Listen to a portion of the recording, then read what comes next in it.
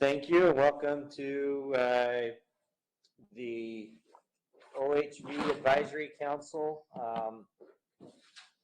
meeting, RTP grant meeting today. Let's go ahead and go around the room and make introductions, and then I assume we have a few online. We'll ask for those names after that. Becky, start with you. Becky McBride, Advisory Council Secretary. Great. From Utah State Parks. Thank you. Welcome. And I'm Ron Tolman. I'm the full-size OHV full-size four-wheel drive representative on the council. I'm also the chair this year. My name's Scott Wheeler. I represent the single track motorcycle interest. Eric Nelson, I represent the dealers in Utah. Cheryl Butler, Forest Service Rep. Tyson Todd, Trust Lands Rep. Chris Haller, Utah Division of Parks and Recreation OHV Program Coordinator and RTP Grant Administrator. And then Becky, can you see who's online or who's called in? Let's get some names down. You have Russ Stedman. Okay. So you may want, Russ, you want to go ahead and introduce yourself?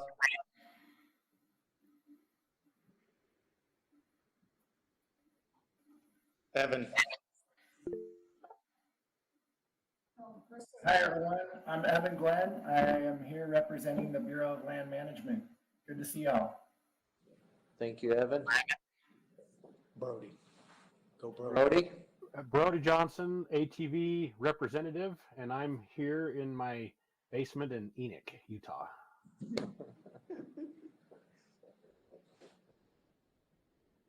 Let's see. That's all the council members. That's all the council members on there. Tommy provided his scores to us. He's going to try to get here, but he's run into a work-related issue. Right. Okay. Let's go ahead and get started. The first thing we have on our agenda is I asked Chris to take a minute. We've been focused on big grants so much our last several meetings that I know I have a hard time wrapping my head around what's the difference in the rules, who can apply and all that. I asked Chris just take 5 or 10 minutes and just orient us as to what is different about this versus what we've been doing all year long, so that we're not confused, or that we're less confused maybe. Yeah, and thank you, Chair, for that. So a couple things about RTP is one, RTP is an acronym known as the Recreational Trails Program Grant. It's a federally funded grant that's posed at the gas pumps, part of the federal gas tax, and each state gets a different percent based upon those gas tax sales year throughout the calendar year, and is divided amongst each state through some type of formula. This year, Utah has approximately, well, I'll just read off the number, $2,234,338. In Utah, we divide that equally between motorized and non-motorized. Other states go 30, 30, 40. As the RTP grant administrator, I have chosen to go 50-50 because I believe it's more of a fair and accurate representation of our uses here in Utah. In other states, like I said, the 30-30 is 30 for motor, 30 for non-motorized, and then 40% for whatever. So yeah, exactly, in a roundabout way. So as part of the RTP process, what this council does is provide recommendations based upon the motorized applications received by May 1st in our office. At that point, then what we do is those recommendations are, we meet at a combined council meeting with the non-motorized. They go through their recommendations. We'll go through that process with them next week, a week from today, next Wednesday. Those combined recommendations are then taken to the Utah Department of Transportation Commission. You might ask, well, why are we going to UDOT when everything else is FIG and state? federal. Remember, I used that keyword federal. So part of the federal gas tax is a line item at RTP. Those RTP funds are administered collectively as part of the Transportation Funding Act, which UDOT is directly in charge of. So therefore, that's why we take our recommendations to the Utah Department of Transportation. The objective this evening is for you to appropriately rank those via the numbering system. Big difference between yes and no.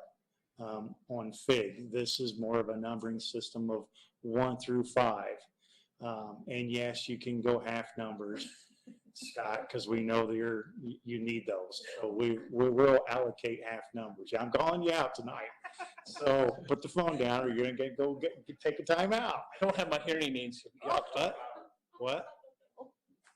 So along those lines, so it's a numbering system, and so that's a little bit. So we will presenting the recommendations to the UDOT Transportation Commission on Friday, June 25th. And then they take a 30-day period to approximately 45-day public comment period. So we provide that information to them. It then goes through a public review period or public comment period. And then at the August Transportation Commission meeting is where the Transportation Commission from UDOT will vote on the recommendations provided. So the role that you play is extremely important for RTP. By all means, I'm not diminishing or reducing the importance of FIG, but RTP is important, is an important process. The other thing is I challenge the council, we do not want to leave any money on the table because this is earmarked to Utah. On average, we receive approximately 1.4 million. But like I said, this year we have 2.2 million to spend, which equates to the council this evening $1,117,169 to recommend for funding this evening. It's my understanding that I believe we have a little less than what's been recommended, so we have additional money to potentially award. That will be a discussion later on, but that is something I hope I did a good job of explaining what RTP and the role of the advisory council is. Thank you. Yeah, thanks, Chris. Is that helpful? If you have any questions about that, no, I did before. I was on the phone with Chris. I'm like, maybe you better just take some time. I do have a question. This is Brody. Yeah, but Looks like 2 of the grants tonight have nothing to do with motorized. Is that correct? I would agree with that. Yeah, and that may be an action we have to take is look at whether or not we want to defer a couple of these grant applications to the non-motorized, which I believe meet next week. Is that right, Chris? That is right, Ron. And what I think a lot of us would probably agree with Brody, but there's a process that we have to follow before we go there. And a couple of things I might want to remind the chair is that we have advisory council meeting minutes from RTP from last year. That should be a discussion with a motion to be made to include those in the minutes. The minutes from the May 4th OHV advisory council meeting are not completed. So therefore, there needs to be a change in the agenda item voted on by the council for that change. And then I believe it would be appropriate for the council to go into the RTP grant discussion first and foremost, asking if there are any applications that should be recommended to be moved over to non-motorized. That would be my recommendation to the chair. Okay, thank you, Chris. So just to clarify on the minutes, so on our agenda, we've got an agenda item to approve the May 4th meeting minutes. Those minutes have not been prepared for us to be able to approve those. However, we do what was sent out is we do have the minutes from last May 20th, from our last RTP grant meeting, and those were sent out. And so I would accept a motion to, on that item, on that approval of the May 4th minutes, to just revise that, because we can't approve the May 4th minutes, but we do have these other minutes to approve. So you're looking for a motion for last year's RTP? Right, to switch that agenda item. I'll make the motion to switch that. Amendment to the agenda. I'll make the motion to make an amendment to the agenda to talk about the last year's RTP grants. Great. Amendments. Do I have a second? Second it. Okay. All in favor? Aye. Aye. Any opposed? Did I get it? All eyes on the phone? Aye. Okay. All right. So we will, when we get to that agenda item, it will be revised to consider these other minutes rather than the minutes that are listed in the agenda. So let's go ahead now and begin looking at the RTP grant proposals. I think if we're efficient with our time, we might be able to actually keep with this agenda schedule. Does anybody have any input on grant applications that maybe we could kick over to the non-motorized? I would like to recommend that we move the Tooele City, England Acres, and the Big Easy to the non-motorized. Okay, and that's grant applications number 20 and 21, correct? And that was Brody, right? Yes. Make sure you state your names when you, Oh, sorry, Brody. I that's my recommendation. That's my whatever you call it. Okay, your motion. Yes. Okay. Is there a second or any discussion on that? I'll second that. Okay. This is Eric. I called and left messages, and actually the Big Easy called me back and says, "Oh my heavens, we messed up." And I says, I kind of got that impression. I says, "Has anybody else called you?" And they says, "No." So they should have sent you an email. No, they did, and I spoke with them and told them the process that's in place. Okay. Because they wanted to resubmit an application. I said, this isn't the first time. This usually happens once a year. So, and they felt terrible, and I reassured them that we have a process in place.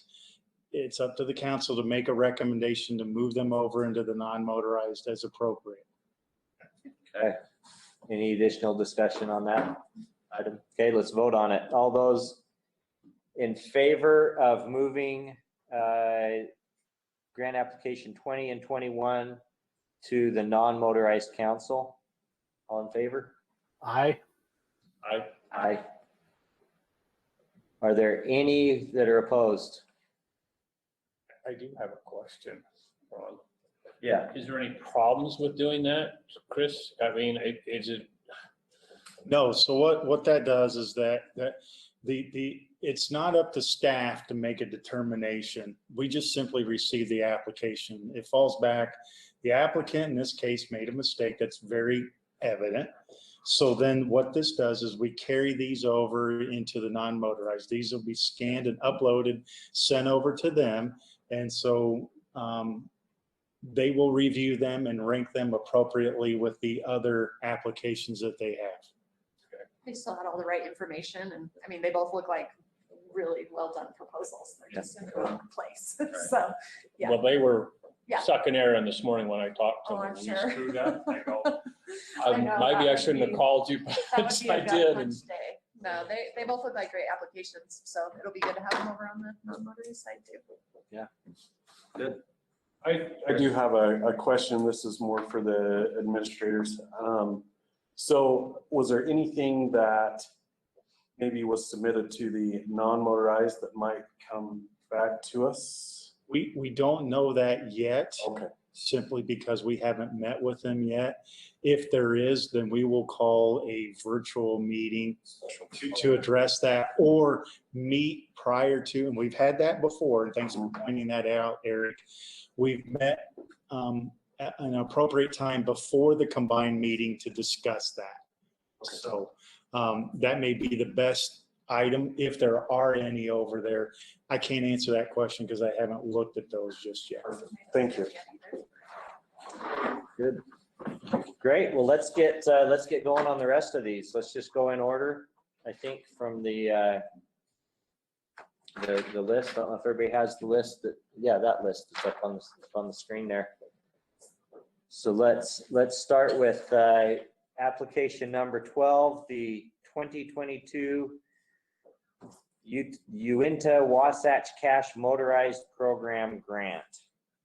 And in the past, what we've done is I briefly read a small narrative, and then we have a discussion if we wanted to, and then we do the scoring rate. Is that still what? Yeah, that's great. I'd make one extra suggestion there is just their past projects and how are they doing? Yeah.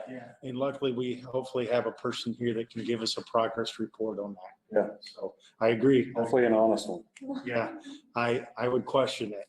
But anyway, so the 2022 UWC Motorized Program Grant is seeking funding to assist and maintain priority level motorized trails across the UWC. This includes single track and OHV routes on the 5 zones of the forest. Each zone will complete a mix of general and heavy trail maintenance on 434 miles of trail. The sponsor also intends to complete a trail reroute on the PG Ranger District, or Pleasant Grove in this case, continued improvements of trailhead and trail junction signage, and travel management during designated seasons with in-person interactions. They're asking for $100,000. Very nice. That was a really good. How about their other projects? We have a Forest Service representative here that I hope that can address that. Staff hasn't received a report yet. So how is the forest doing on match and getting things done on the previous grants? I mean, I think it's working. This year will be, our first year to do the FIG, where we did that combination of the FIG RTP. So this year's implementation year.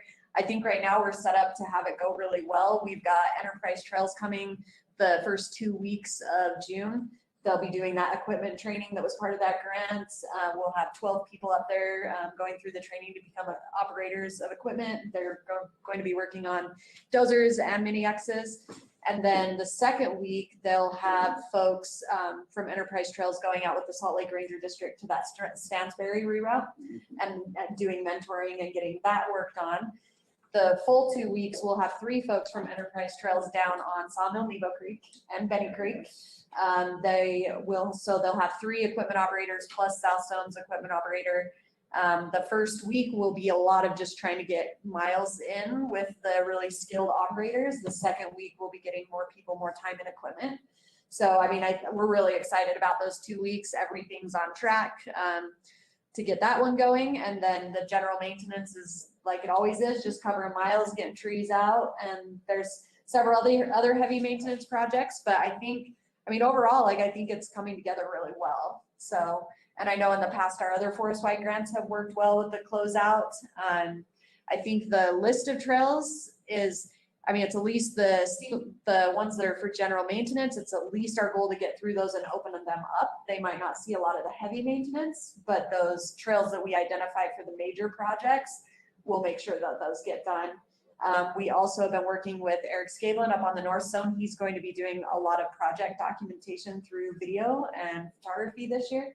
So that's kind of a new component we added in last time, was hopefully at the end of the season, he'll be doing a lot of that post-production work and hopefully have some really good videos to highlight the OHV partnership with the Forest Service. Chris and Rachel are actually going to come out to the training to come check that out and see kind of what that looks like. So, I mean, I think it's good. I think we're streamlining things. Learned a couple of little kinks as far as how to set the budget up on the front end, so it doesn't look like we're matching Forest Service money in 2 places. So that's why the budget looks a little different this year. Because when it got to our grant administrator, she's like, so this doesn't make sense. So, but I mean, I feel good about it. I do. I feel confident that we'll get the work done. So. Okay. Cool, thank you. Great. Thanks. Any questions or discussion?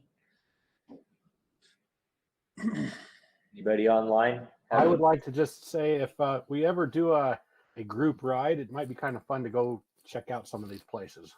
Yeah. Yeah, it's a little bit Knows them well. closer to many of us than some of the other places we've tried to do that. Maybe, at least for me. All right, should we go ahead and rank it? Becky, I'm gonna have you we're gonna go in a different order every time so that Cheryl's not on the first one to be on the line every time. If you'll just go in order through there, or not in order, but in some sort of an order, changing it up from grant to grant, just call out our names and we'll rank us. And just as a reminder, Tommy was probably not gonna be able to make it, so he emailed out his scores, so we'll get those entered. Yeah, I have them here too. And you have them. Okay, let's start out with Brody. 5. Scott, 5. Tommy is a 5. Tyson, 5. Eric, 5. Kirk. We haven't heard from him, have we? Kirk, No, we haven't. We're missing Kirk Chester. Ron. 5.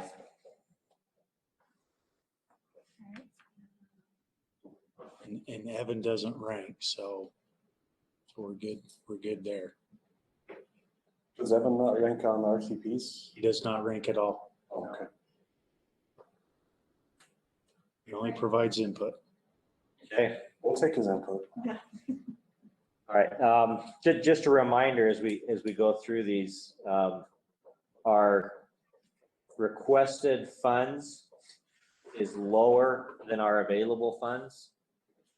So we may want to consider whether or not some of these grants we could fund at a higher level. Is that something we have the authority to do? We would. We've done that before. Yes, and you're right, Chairman Tolman. So what I would recommend is let's go through and rank, Right. because I have reached out to some of the applicants and I do have input from them, but I would value going through first and then seeing where we land, because there could be some that say they don't want to provide a certain level of funding because of the project, things along those lines. So Okay.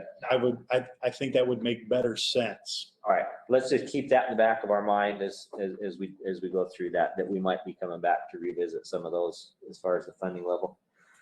Grant number 13, Fish Lake Heavy Trail Maintenance 2022. Chris, you want to Yeah, a little bit of info on that? Yeah, thank you. This is a long time application that's basically focuses on, from the Fish Lake National Forest, focuses primarily on the Paiute OHV trail system. Paiute system obviously is world renowned and is a destination for many individuals and families, and encompasses small business opportunities across 5 different counties across the state. So they've historically now, for ever since I've been the RTP grant administrator, they've been applying for funds affiliated to assist with the Paiute system. If the OHV program ever had to close its doors, there would be 5 programs or 5 trails that we would want to keep open to the best of our ability through funding. The Paiute system being one of those. So referring to the Fish Lake Heavy Equipment Maintenance for 2020, the sponsor intends to complete heavy trail maintenance on 160 miles of motorized trails on the Paiute, Great Western Trail, Gooseberry, and associated trail systems using trail dozers. The funding will allow the hire of a second dozer operator and swamper. Maintenance will also occur on ATV, UTV, and 4x4 trails within the Fish Lake National Forest and the Richfield BLM. Now, this is one of those unique systems that I want to share with the council. It's being sponsored by the Fish Lake National Forest, but Brian Carter who's the trail maintenance on the Paiute system, actually works for the BLM as well, because there's shared responsibilities that cross jurisdictional boundaries. And I think he's the only employee that does that at the federal level, that is mutually split, and because of an agreement that I believe they have worked out with the Richfield BLM to help maintain those important trail systems that I mentioned, the Paiute Great Western Trail and the Gooseberry. And then they are requesting $60,000. Any input, questions? Commentary?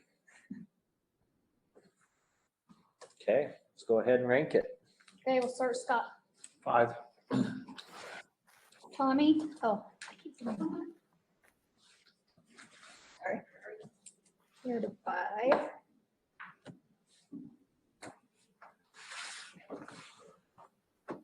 Not used to this computer. Tyson, 5. Eric, 5. Eric's not here, Ron, 5. and Cheryl. 5. And 5. Great. All right, next is application number 14, enhancing motorized recreation opportunities in the Moab Field Office. Chris? Yeah, so just looking over something. So the Moab Field Office, as we both know, as all of us know, is a mecca for motorized recreation visit. They invite the world, and the world visits Moab and the surrounding area, from the Slick Rock to some of the desert riding opportunities that exist. It's world renowned, along with many of the different types of trail systems that exist in and around encompassing Grand County. So part of the Moab BLM Field Office, what they want to do with this particular grant is they want to enhance those, and funding will assist with a variety of trail work, such as marking, signing, delineating,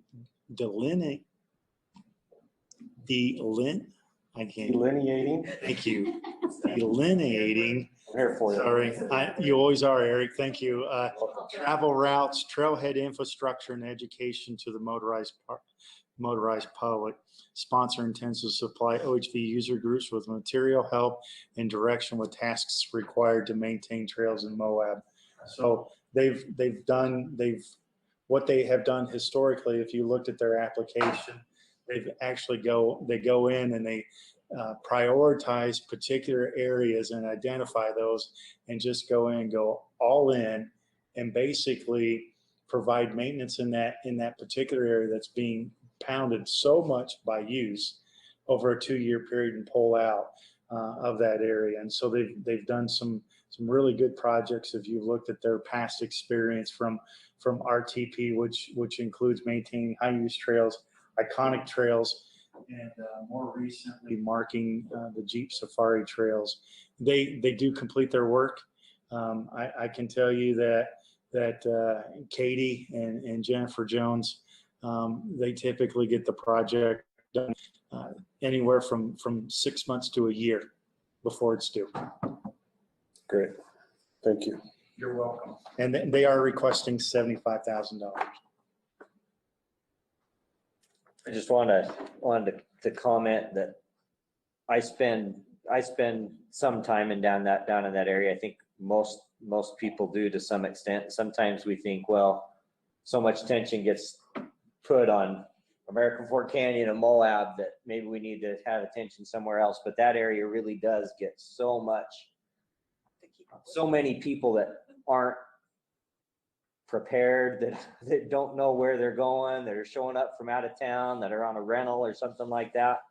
And it is great to be out on some of those trails, and you get to those little signs, the "You Are Here" signs. I don't know if you guys have run across those. Those are excellent. I think those are part of this grant, and just to know where you are and that you're on the right trail is really nice for me. Any commentary or questions on this one? This is Brody. I do have one comment. and I really like this, and I intend to vote in favor of it, but I just want to make sure, with all the controversy that's happened in Moab and Grand County lately, maybe the next time they put in a grant, I'd like to see them maybe try to get a letter of support from either Grand County or the Moab City Council to kind of get some input from them.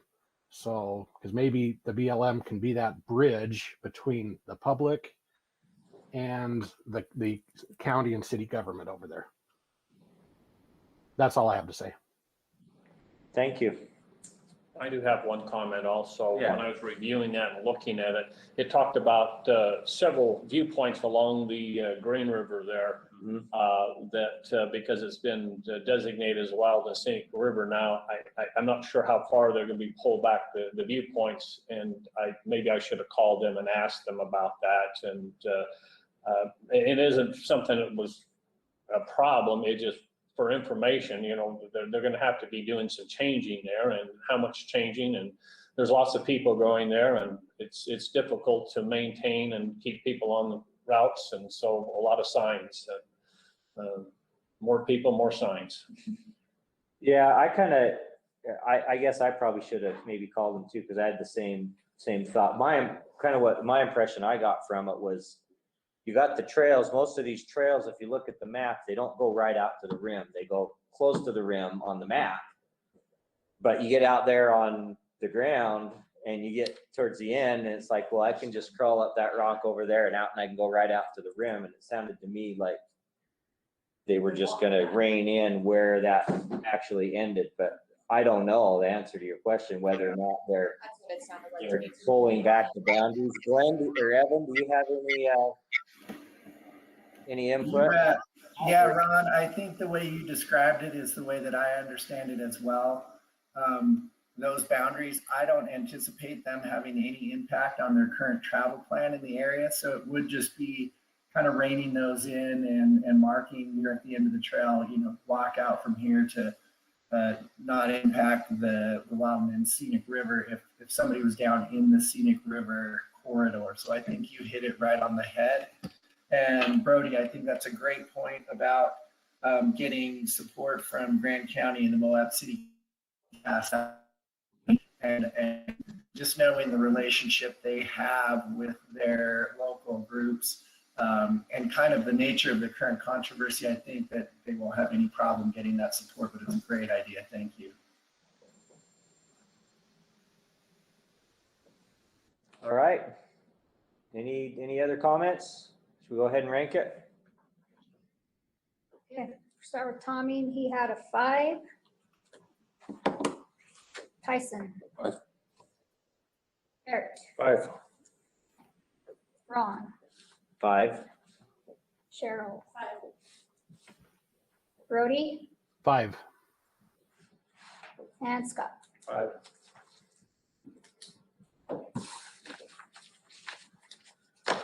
All right, next is application number 15, Lake Canyon OHV Trail System Enhancement. Chris? Yeah, this is when I first arrived as an RTP grant administrator, we did provide funding up there. They've, I believe, since the use has increased dramatically on the airplane system, this area needs some additional assistance regarding some heavy trail maintenance in the area due to the use and popularity of the airplane system. So Lake Canyon OHV Trail System, the funding will be used to perform heavy trail maintenance on the Lake Canyon trails. Trail work includes installation of culverts, trail rehabilitation, and water control structures.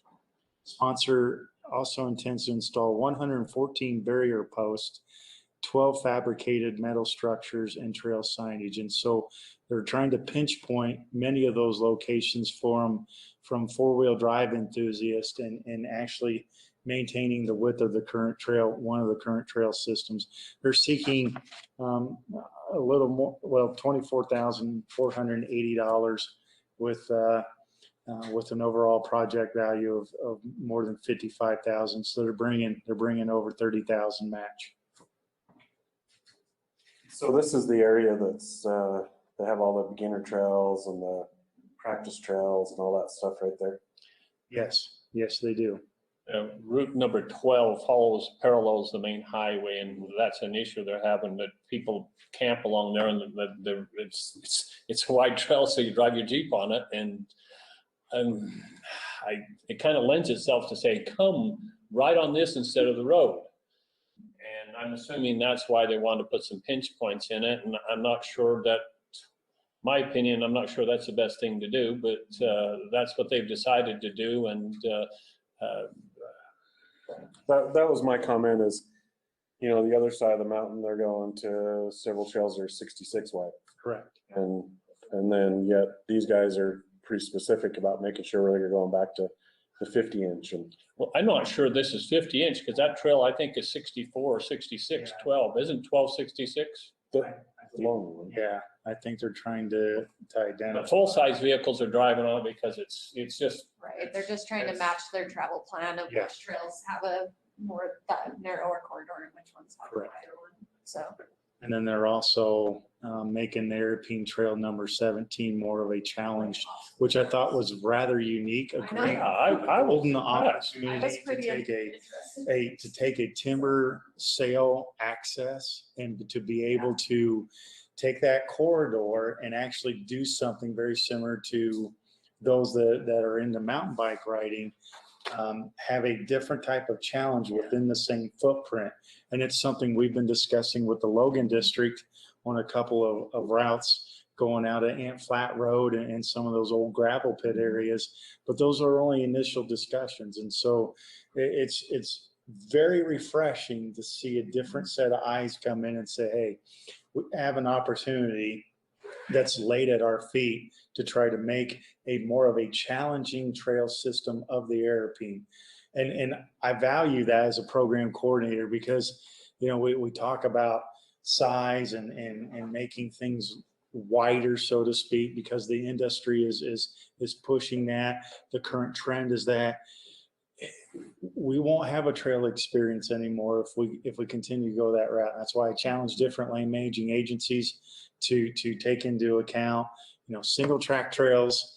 And this is one of those items that caught my eye that said, good for them, because you have a beginning population that's coming here, but then they also have a population that will thrive and become better riders because of this particular challenge of this trails or this particular trail that they're wanting to redo. Anyway, this is my two cents. And I liked it too, to actually go in and construct it. I'll be super curious to see how it does, just because this is a question that's even come up on a lot of our full-size vehicle routes where they might be really technical, but the reason they're technical is because they have awful drainage issues or, so the route's really not sustainable with the way it's technical. And so I like this idea of trying to actually make technical routes and see if they'll be more sustainable than trails that are just eroding like crazy and causing problems. So it'll be interesting to see how it does. I thought it was really a good idea. Any other input? I say, let's vote. All right, let's do it. Rank, sorry. Can I start, am I on you, Eric? To start? Sure, I'll go. 5, Ron, 4, Cheryl, 5. Brody, 5. Scott, 4.5. 4.6. There we go. That'll round it off. is that what you want? I don't think you put 4.6 in there. Give it a I 5. think it's a half. I told you my concerns. Tommy has 5. Tyson, 5, please.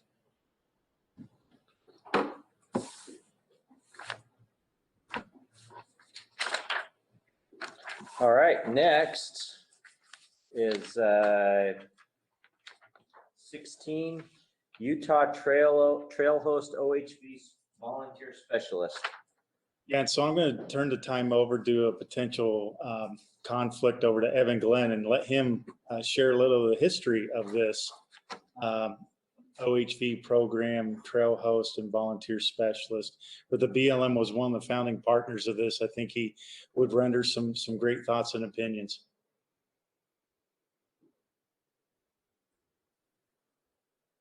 Your time to shine, Evan.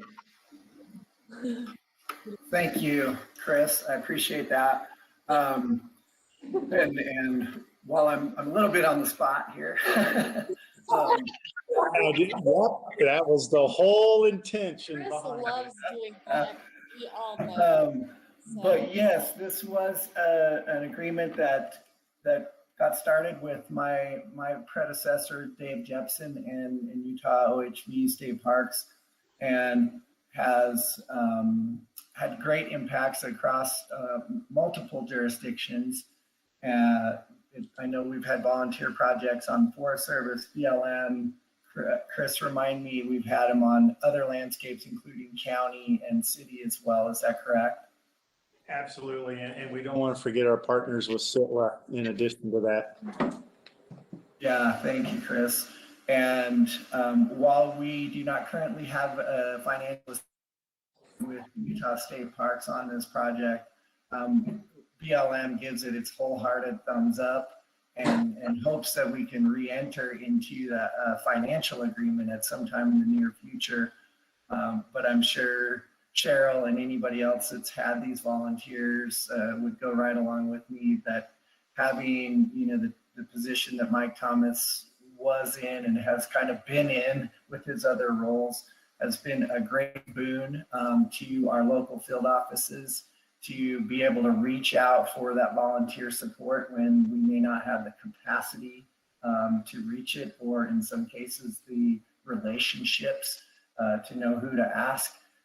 So again, we'll just, BLM is wholeheartedly behind this continuation of this specialist. Yeah, and so and Evan's exactly right. Thank you, Evan. Great way to help facilitate part of this opportunity for us. And so this is one of those unique things. We currently receive $12,000 a year from the U.S. Forest Service for this position. And last year we were somewhat tripped up on our volunteer projects. We completed 5. Most of them were snowmobile related because of, maybe you've heard of this, called COVID. And so we, as the season progressed, we became a little more familiar with that. However, over the last 5 years, this position has completed well over 130 projects. Mike has gone out and recruited over 300 new additional trail hosts. And so part of that role and responsibility is these are volunteers that go through approximately 3 to 4 hour training course. And then they're given some type of magnet if they're a 4-wheel drive group, or they're a vest. They disseminate OHV related information on the public lands. They also report any types of mishaps that have taken place. One of the instances is way out in the far west desert. There's an historical sign that was vandalized. Don't know how frequently the Salt Lake BLM field office has been able to get out there. That was reported by a trail host, and within a matter of weeks, the BLM was able to order a new sign, and that same crew that did the reporting did the installation for the BLM. And so those are great examples of trail hosts being able to do the job, offer support.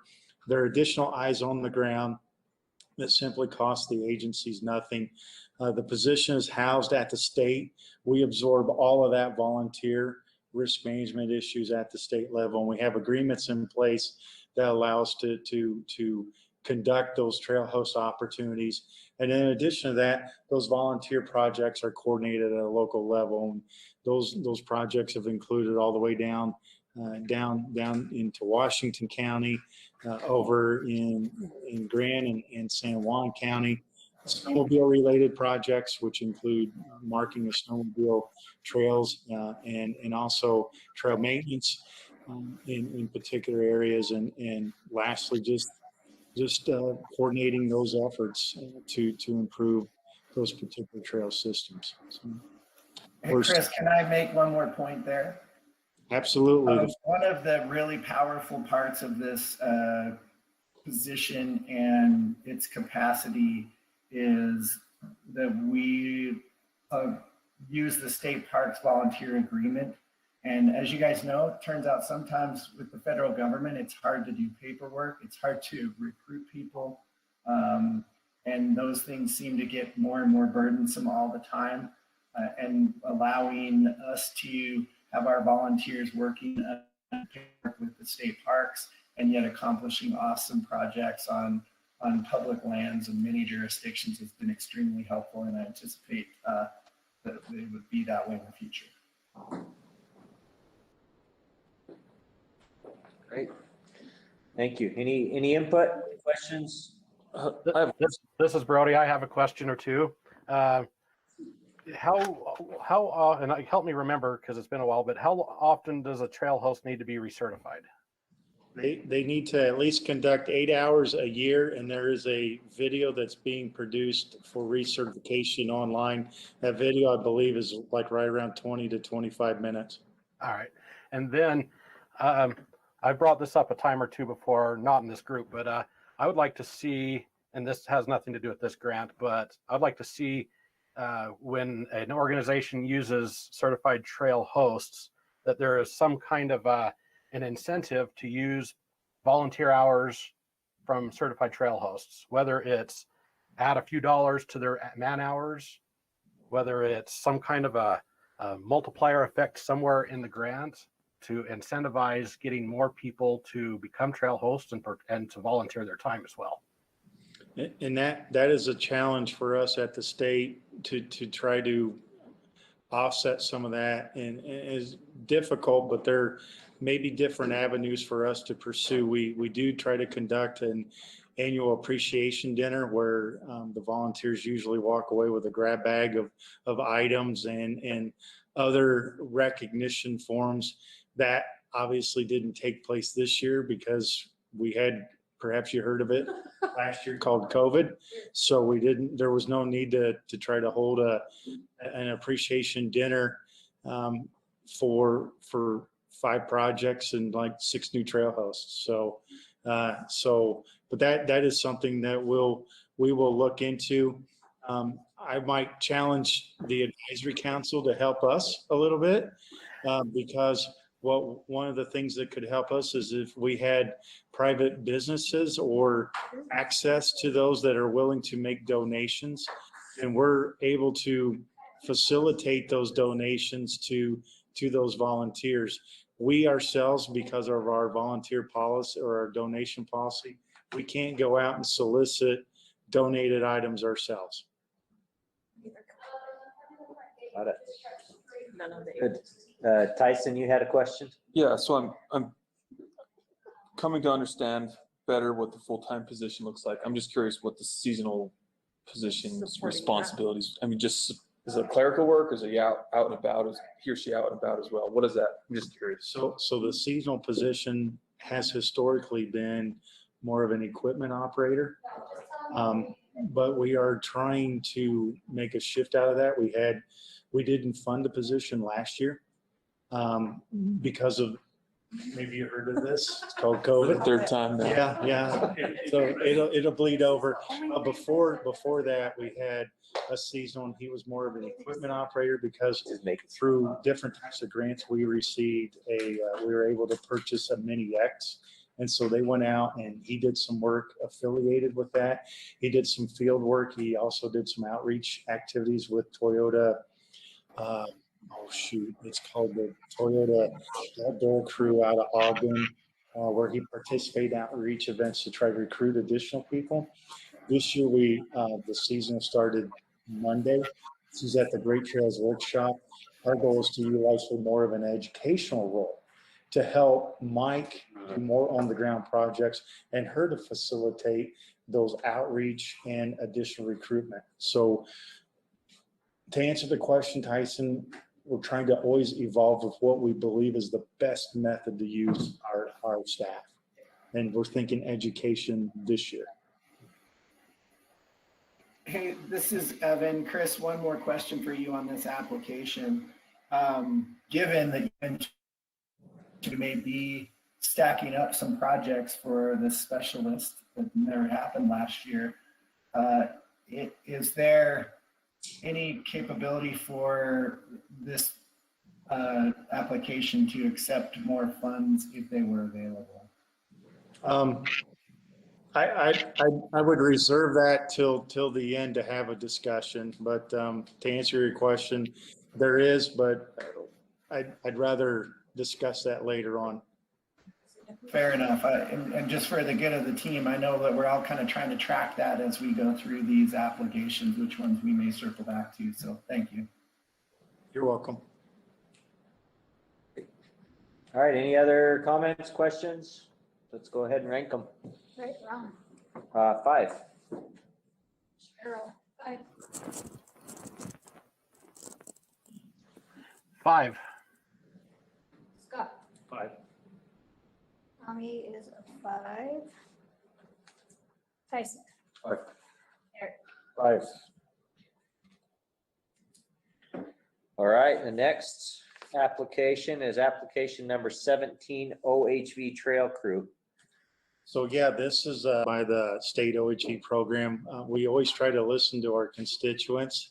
And in this time, I'm going to turn some time over to Cheryl Butler, who actually suggested that we consider a statewide trail crew. So Cheryl, would you like to go ahead and elaborate how this started out? And Is this like spotlight night or something? What's going on tonight, Chris? No, the conversation I had with Chris, I remember when I was a seasonal, they had a statewide trail cat crew, and I facilitated them on the district for about a month, and we brought them and they did heavy maintenance on a handful of trails for us. And so just in a discussion, I was like, why did that stop? because keeping employees trained and hired to do some of that heavier maintenance work is a really big challenge that I think all the agencies are dealing with. And so if these guys have the capability to hire a little bit differently or to retain staff a little differently, I thought that could be of very high value. And I also just like the opportunity to keep working, across agencies and bringing in different folks, different eyes. So it's good to have. So just that coordination. And Chris said, well, maybe we should try to bring it back. And I said, well, that's great. thanks, Cheryl. And this was we submitted an RTP application last year along with a traditional OHV state grant. And so that was a 2-person crew grant. They were hired in March. They're currently down at the Great Trails Workshop being trained on heavy equipment. The goal of the trail crew this year is they are not heavy equipment operators, just simply because of it takes time and investment there. But I can tell you so far that team has been able to go out to Prospector and perform maintenance that we have historically relied on for reinstallation of carcinet signs on the Prospector Trail system. They currently already have 22 projects lined up. They're working with Brian Carter on the Fish Lake for a couple of days to go in, install kiosk structures along with pinch points. So he's utilizing them. We've also utilized them up at Wasatch Mountain State Park because our snowcat has some particular areas that we're unable to get through. So they've done some logging and brushback and things along those items that are within our agreements and within our footprint. So this particular application, what it does is it wants to increase the size of the trail crew.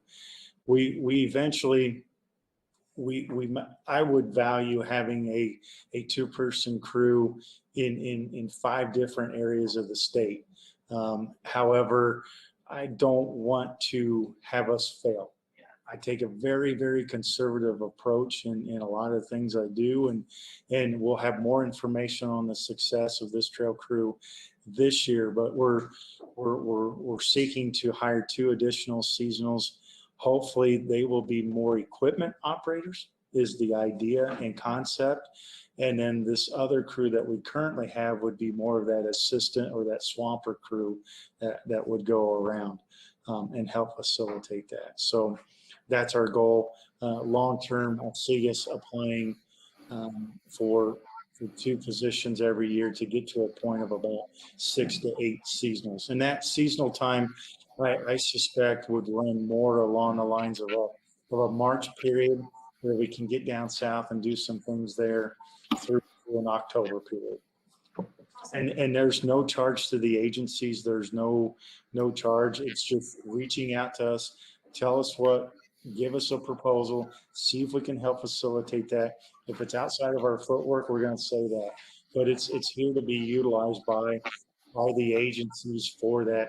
The only thing that really helps facilitate our cost is if the agency could put them up in a per diem situation, not necessarily food, but more along the lines of, oh, here's a campsite, here's a guard station that they can stay in, or here's this to help take care of that. So, Chris, are they getting chainsaw certified? What are their trainings that you're trying to put them through so far? So again, I get that it takes time to get people up and running, but what are some of the trainings you're hoping to get them? Yeah, so far what they've been through is we've done a lot of internal training through defensive driving, Yeah. UTV certification, security awareness training for computers. This week, they're actually down at the Great Trails Workshop. There's an RTP funded grant that we had to put on. We had to delay because perhaps you've heard of this thing called COVID. We had to delay it last year. And so it's being held this week back to back. And then we're also having the chainsaw certification take place after the Great Trails Workshop on the heavy equipment. And so they'll get a good eye-opening experience there.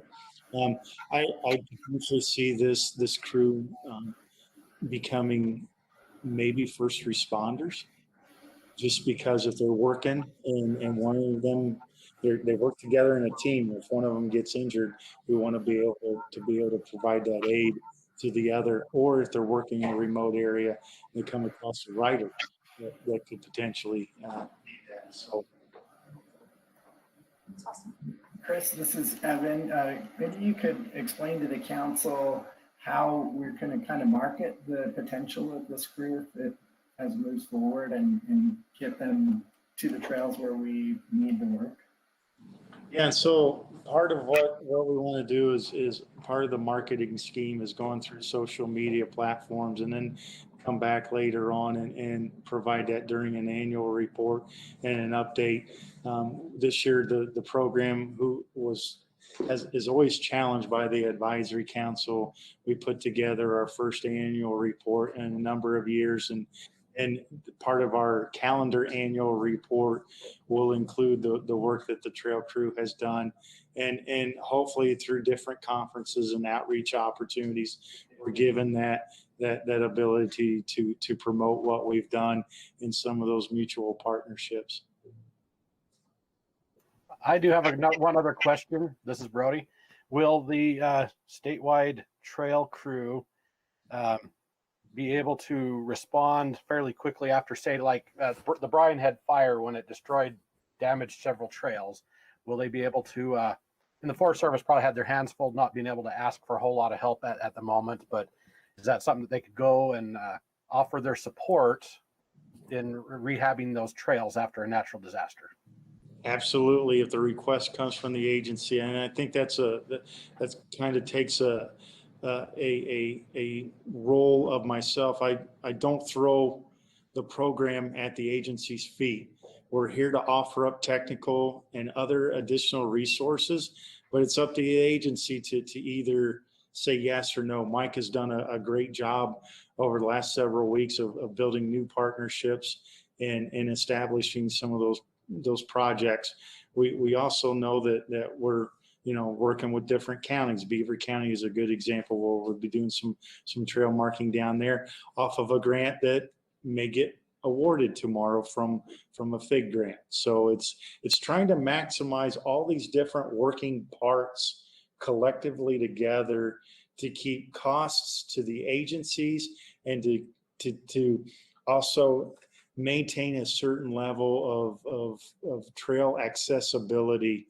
I have no doubt that the Heber Camas Ranger District could put the 2-person crew together for 4 months, none whatsoever. But is that realistically for that particular district? Probably not. because they have other priorities that they want to challenge, that they want to go to. So it comes back on those projects that are being drafted and or supported or brought forward too. Okay, thank you, Chris. Any input, questions, Scott? Can you hire somebody for $10 an hour? Done. Can you find somebody Got two of them. One of them says we want to come back next year already. for $10 an hour? We didn't start them at that. Started them higher than they We did. deducted their pay. Oh, okay. It's kind of like, Just- it's I kind of go- like I- you. I'm seeing, not hammer on McDonald's, I'm seeing $18 an hour at McDonald's and $16 an hour, and people can't get employees right now. And I'm just wondering, okay, if you already attracted people for $10 an hour, I think you should pay more than $10 an hour. And we are, Scott. Okay. Our range is this, but we also take into account a skill set. And I might indicate that we went to job fairs, and these are students that one is a college graduate in political science. But he has a great working background on a farm back in. Can you make this short? No, Okay. we're going to be here You for. refrain from You using. got on my the word case, COVID. I'm gonna get on your case. And then the other one is a sophomore, is a PRT, Parks, Recreation, and Tourism student out of the University of Utah, who has a lot of off-highway vehicle background experience, and so yeah, those are the two that we went with this year. They complement each other very well. You have a person that is they're extremely mature for their age. You have a person that has more life experiences, and they're able to balance each other out, and they have great camaraderie. So Mike has done a great job. This is under the purview of Mike. This is I've empowered him and let him run this. Okay, should we rank it? Please. Oh, Cheryl. Trial. 5. Right, Brody, 5. Scott, 5. It's just a great. Tommy is a 5. Tyson. 5. Eric 5. and Ron. 5. All right, 5 it is. All right. Two more of these. Number 18, statewide snowmobile trail grooming, maintenance, and snow removal. Yeah, so an ongoing grant, since I've been the program coordinator, stepped in. This is to help assist the 13 different snowmobile complexes across the state. We groom approximately 1,200 miles, but we go back and forth across that. That equates to about 25,000 miles a year on grooming snowmobile trail across the state. And so this assists by utilizing volunteers to go out and mark the overall trails. And when I say mark, we have to stay within a designated grooming corridor as identified by our primary partner, the United States Forest Service. So we groom on all 5 different national forests in Utah. We do have one group that's solely volunteer. This is the Chalk Creek Complex. They do a great job up there. We provide them a cat.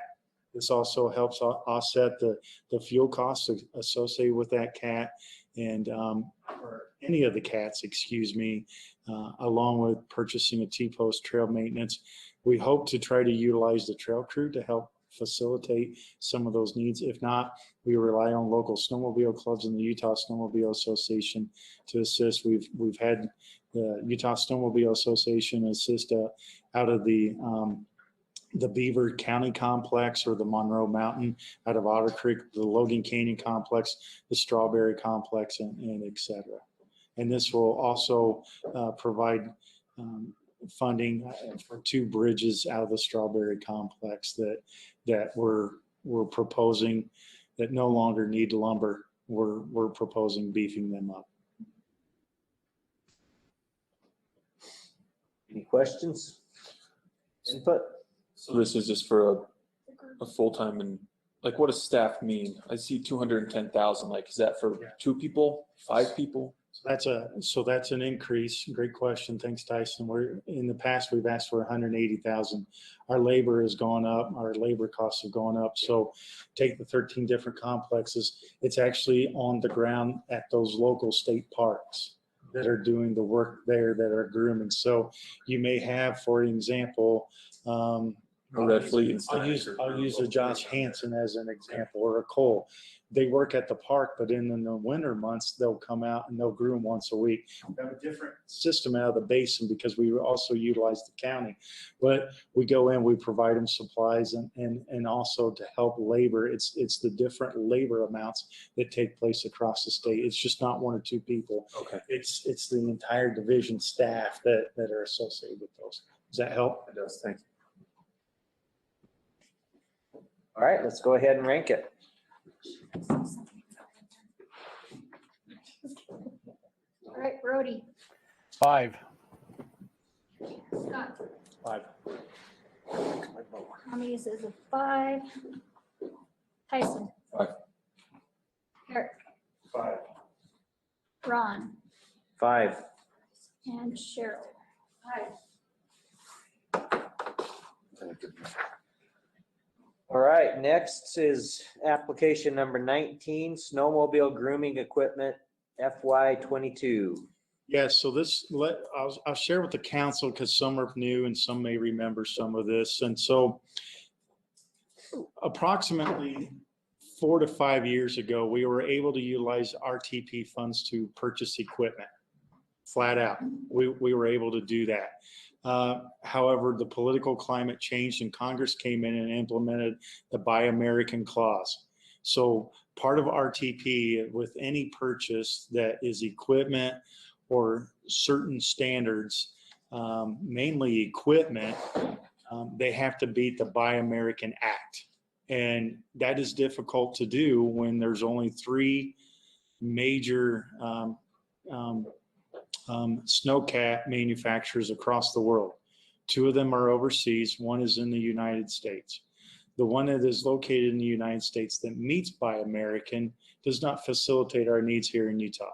Plus, they're about $70,000 more a year to purchase a snowcat. So we're absorbing that cost into our own program allocation. Smaller cat costs about $165,000 a year. Larger cat is about $250,000 a year. Larger snowcats are located at Strawberry Mirror Lake and Monte Cristo. The other complexes are based upon the smaller cats. What this does is allows us, because we have our own shop staff, to maintain that purchased previous RTP equipment. We ran this by our federal liaison. He gave us the thumbs up approximately 3 years ago, and that's why you see this application in front of you. It's a repeat of what we've done historically. So what this does is it offset the services, maintenance, and repair costs along with our own shop labor whenever they're working on a previously purchased RTP piece of snowcat. So just an innovative way to keep our costs at a minimum. Any questions? Commentary? Let's rank it. All right, Scott. 5. And Tommy has a 5. Tyson. 5. Eric. 5. Ron. 5. Cheryl. 5. And Brody. 5.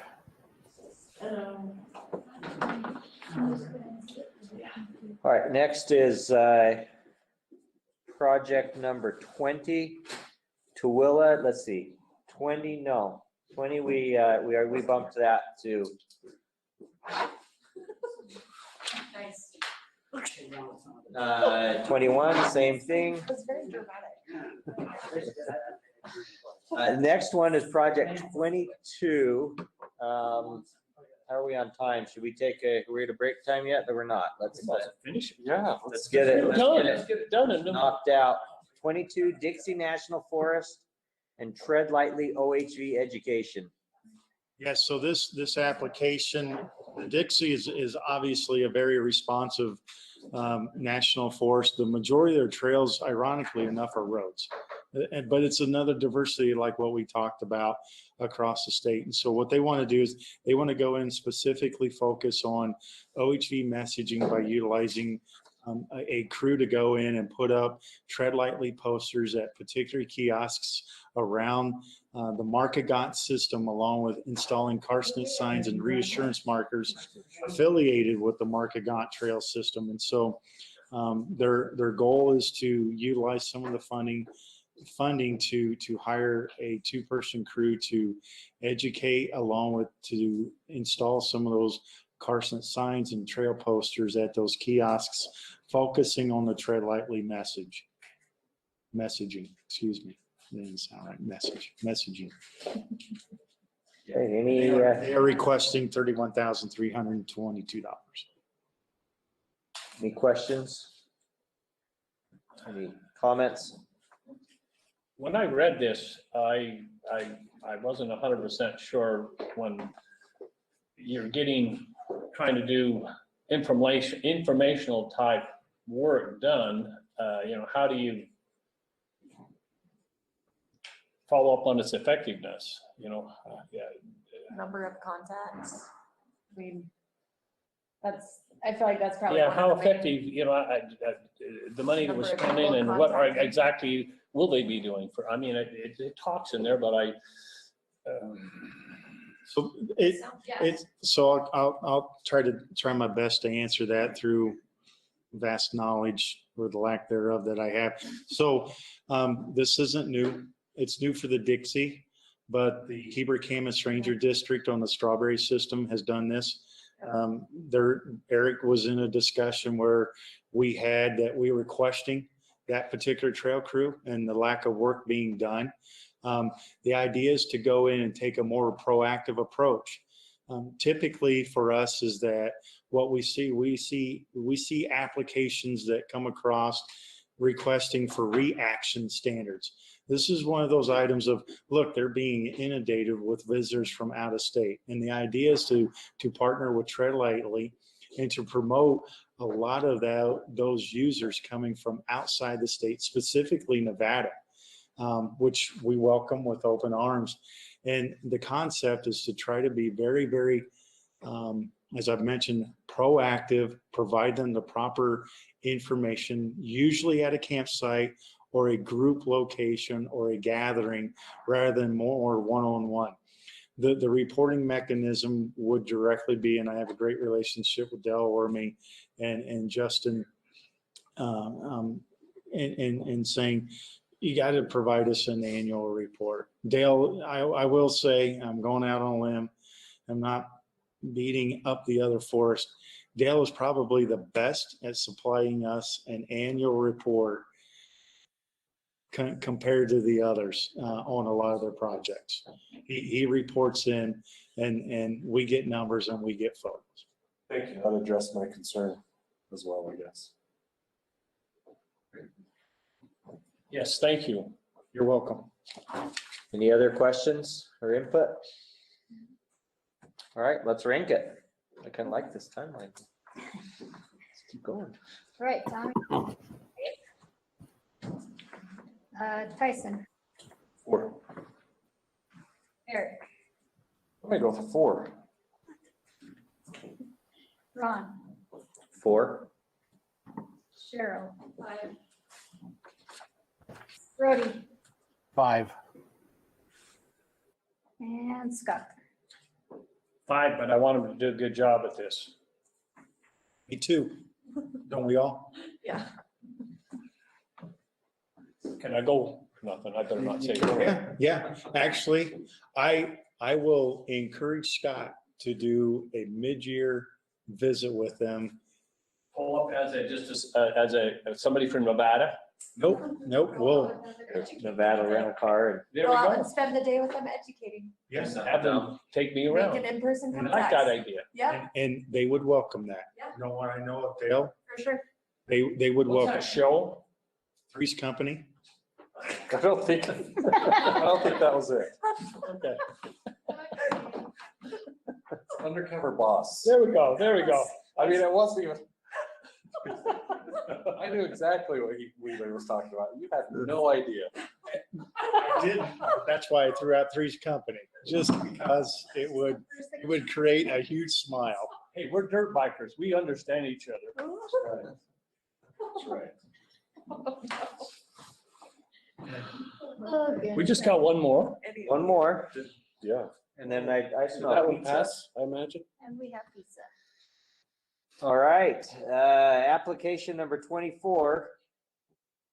Western Uinta's avalanche forecasting trailer.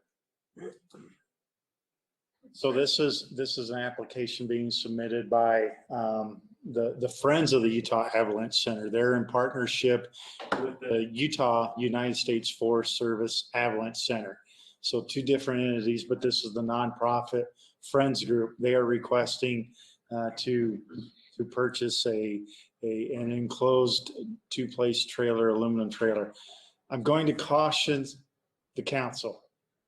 I talked about the Buy American a couple of applications ago with snowcats. The maximum amount that can be awarded without a Buy American certificate is $2,500. There is an exception to that. So a project can have $2,500 in the purchases of bolts or screws or tie wire, tools that do not exceed the threshold of $2,500. This application exceeds that. However, I would like to offer up a different alternative because I think it's a worthwhile thing, and I wish our snowmobile rep was here because he could talk a little bit more about that, about the application. When I talked to Mark Staples about this Okay. application as well, and I also brought that to his attention that any equipment, any trailer they purchase, they would need to be able to supply or find one that met the Buy America, Correct. and he said that they would find one that met. Okay, all right. So he's aware of that requirement because he called me to get advice before they put in. Okay, that helps. I still have some questions on their application. And this is where Chris probably gets a little nitpicky. The first thing, the purchase of the projects is to save lives. And so I'm reading the application. And if a two-person trailer is to save lives of avalanche, you can see that by stretching it and saying, well, they're going out, they're forecasting, they're doing snow science, things along those lines. But I come back and say, in the state of Utah, there have been 65 people that have lost their lives in 20 years. Is that snowmobile related? I believe that this is the motorized side of things, and so I have some concerns about what it's written. I would find more value and the ability to defend it if the number was, hey, in the last 20 years, there's been 23 snowmobilers that tragically lost their lives.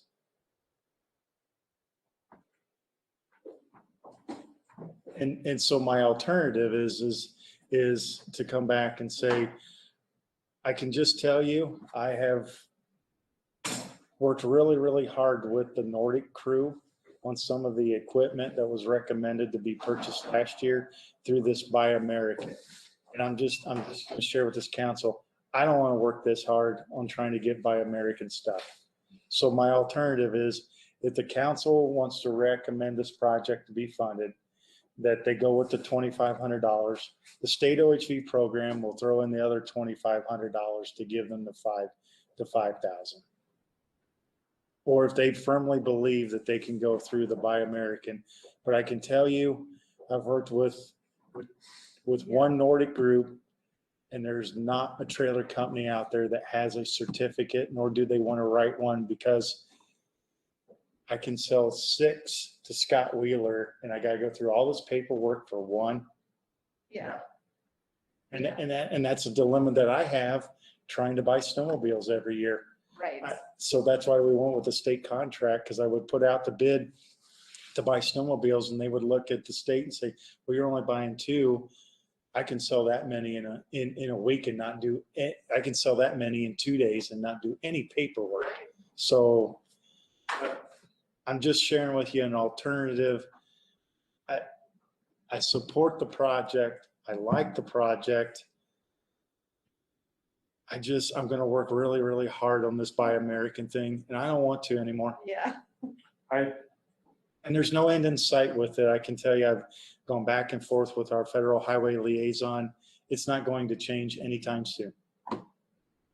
So I wouldn't touch it.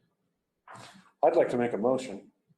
But I gave you an alternative and For the council. Go ahead. That we, to recommend that we fund the $2,500 instead of the full amount that they're asking. So they don't cross that threshold. Do I have a second? I'll second that. Do we have any discussion before we vote? Say your names too. Who did? I'm Eric. Eric did the motion. Todd, second. Wait, they know. Okay, let's, all in favor? Aye. Aye. Any opposed? All right, so on that, shall we go ahead and rank it? Let's do it. All right, Eric, 5. Ron, 4. Charles. 4. Brody, 5. Scott, he's 5. And Tyson. 4.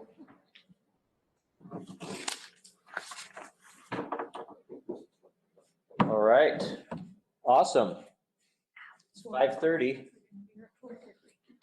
almost, and pizza's ready. I say we break for lunch. Do we need to make a, yeah, I think you got to make a motion to go Okay. to take a break and then reconvene okay, at whatever time you think is fair. okay. Should we do, somebody want to make the motion? Agenda says Since I can't do it, yeah. I make a motion that we break to eat. 4. until 5:40. We're finished eating. Well, people on the line don't want Oh, to yeah, okay. waiting either. Do I have a second? Until 5:45. So here's the motion. Okay, Motion, we break to have dinner until 5:45. do I have a second? I'll second it. Okay. All in favor? Aye. Aye.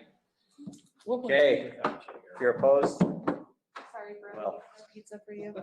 Too bad. okay, we'll meet back at 5:45.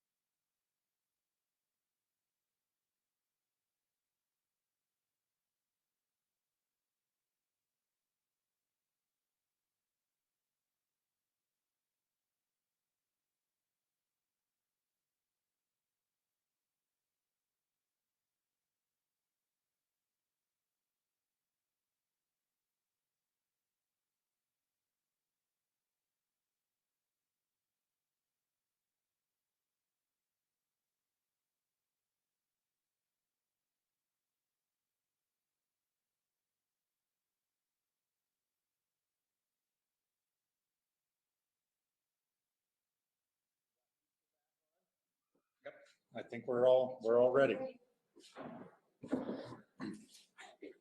Okay, well, before we approve our RTP grants, maybe let's take a few minutes and go through the amounts. And Chris, you said you had maybe some input from some of the grant applicants. I'm gonna go through. If they have any, there may be modifications that we might be able to make. Yeah, and so we had, you know, with what the council had looked at, the original application requested amount was $888,402. Of course, we reduced that by $2,500 because of the reduction on the trailer for the Western UN's avalanche forecasting. That's the two we kicked over. Yeah. So we still have, like I said, we have a total of $1,117,169. So of the applicants, I was able to reach out to, Cheryl and I spoke. I'll let her speak on behalf of UWC, but before we turn some time over to her, I spoke with Brian Carter in the Fish Lake National Forest, and Brian indicated that he could take an additional $10,000 if the council wanted to award him. The council is empowered to adjust those grants either up or down. And he said that he could meet a match if the grant request was to $70,000 compared to 60. And this is Fish Lake. This is the Fish Lake. This is application number 13, known as the Fish Lake Heavy Trail Maintenance. So there is that one. I wanted to reach out to the Moab BLM field office because I think they may have been able to take some additional funding if it was available. I was unable to do that. So I don't feel comfortable in throwing out a number for them. I spoke with, the next one I spoke with is the Dixie National Forest on application number 22, which is the Tread Lightly in Education particular grant. And Dale has come back and said he could use an additional $10,000 as well and still be able to meet the match. With $6,000 going towards seasonal time and $4,000 going to kiosk signs. So those were the ones that I was able to reach out to. I don't know if Evan would feel comfortable in speaking maybe on behalf of the Moab BLM.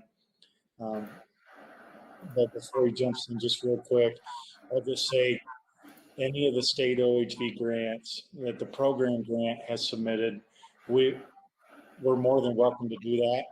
But I also want to try to recognize some of the other applicants. So I'll turn some time over to Evan. Yeah, thank you, Chris, and for everybody, this is Evan Glenn on the phone.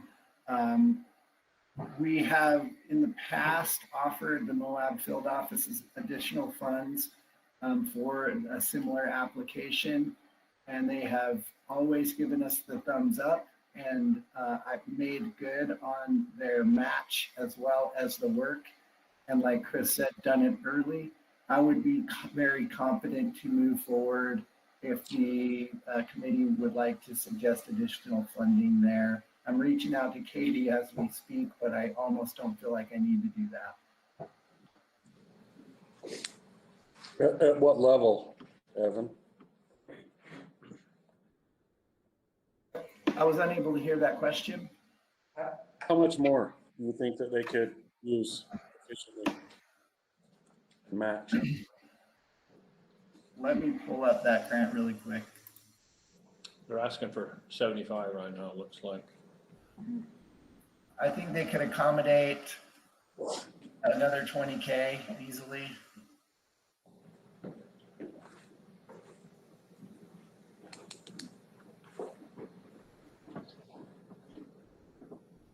Why don't you just make it a even $100,000? I think that's a fine suggestion by the committee.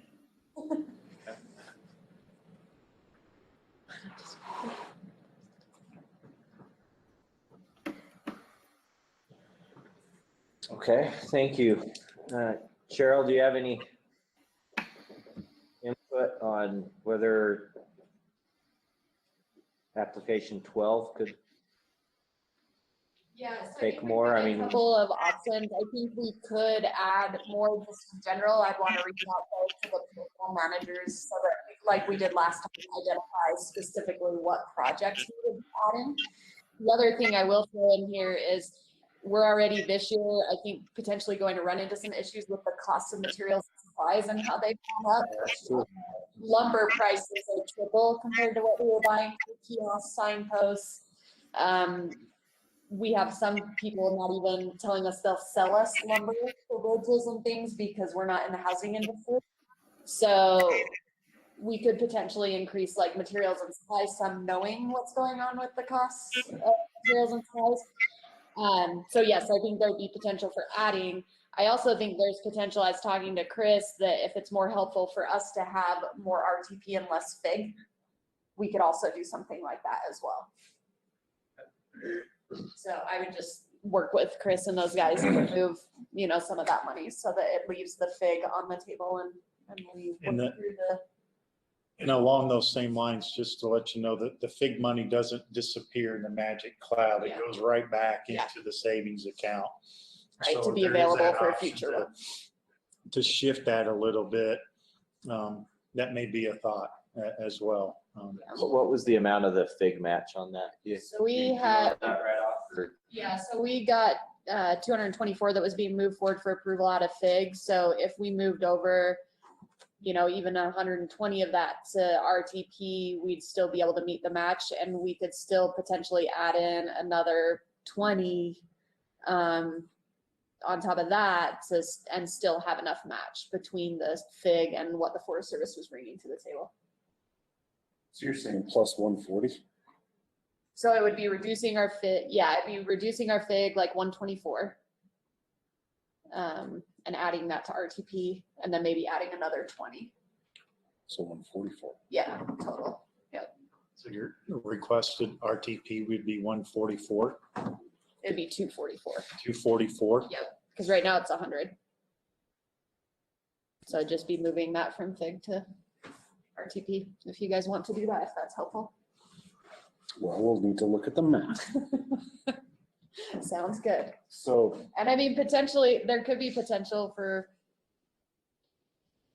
more, but I wouldn't want to commit without talking to the trails managers, because I already feel like this is a pretty, like this is a pretty robust program we put in for, so. And just sidetracking back to the Moab BLM one. And I don't want to place Evan or get sideways with the Moab BLM field office.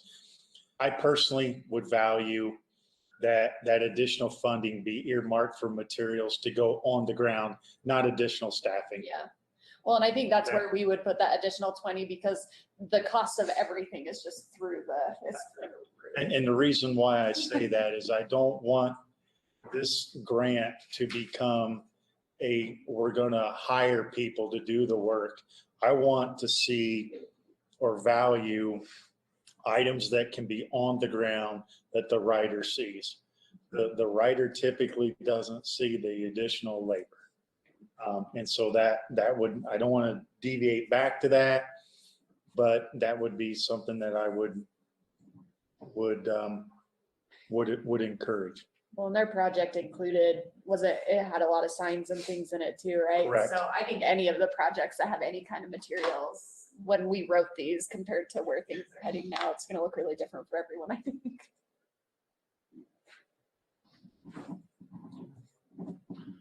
So if I do my math right, once we subtract the two that we were pushing over to non-motorized and the reduction on number 24, if we were to increase number 12 by 144,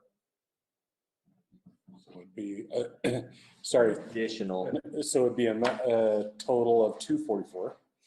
right, right. 13, an increase of 10,000 to 70,000. 14, an increase of 25,000 to 100,000. And then 22, an increase of 10,000 to 41,322.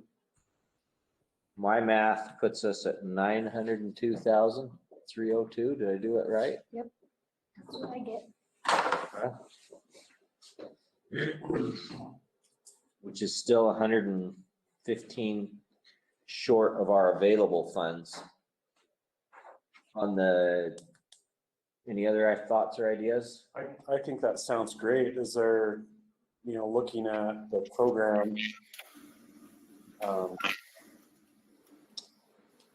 grants, do you have any place that you could add some? So I'll share a little information so that the reason why we got a high percent to work with across both avenues is that in 2018, we were awarded the snowmobile grooming one. And that was a poor snowmobile season. If any of you remember, we had low snow conditions. We just tapped into that. And when I say barely tapped, we only used about $23,000 out of that. 23 to 48,000. We didn't use the full amount. That's why you see such a large roll. Plus there were some other projects that came in underfunded or were not completed that we rolled. We still got a couple out there. And so items that we could probably use is we could probably use some additional funding in the snowmobile grooming one. And here's why is that when we do have a high use snowmobile season like we did last year, our grooming operations statewide $493,000. And so that 50-50 match coming from RTP really reduces the cost or the burden by the program. So the problem is we don't have a crystal ball to fluctuate. So if the council wanted to, bump that up to like $275,000, okay. And rest assured, like I've done, is that if we don't spend it, it'll just roll back in. So it's almost like we're putting it we're obligating it. But if it doesn't get spent, then it gets rolled back into the pot in 2 years from now. Does that make sense? Are you predicting any changes in snow or in COVID for 2022? I am. So both of those things. Perhaps you've heard of this. I believe that the COVID cloud is moving away, and that COVID could potentially stimulate snow clouds. So I'm no. My boots at. So I'm hoping, because we do need the moisture in any form that we get. Yes, we do. And would value that. So we could use it there. And then I don't know how Cheryl feels about this. What were you gonna call me? So if we bump that up from 210 to what I say, what did I say? 75? So that's 65,000. So what I was going to say is I think we could use additional money in the trail host and the trail crew. Yeah. I like the dirt. Well, Dirt. A lot of snow on here. Well, Off highway. off dirt. And keep in mind, yeah, I know, just snowmobile registration is a little cheaper than, but anyway. so on 16, the trail host, so the requested RTP isn't anywhere near the 50% match, is that? Yeah, and that 50%. So am I correct in thinking we could increase that to the 50% of your project total and not have any Not, you wouldn't have to make any modifications to the project? We would not, and to let you know that that is already a $20,000 increase of what we historically asked for. We usually only ask for 40. But this year I wanted to bump it up.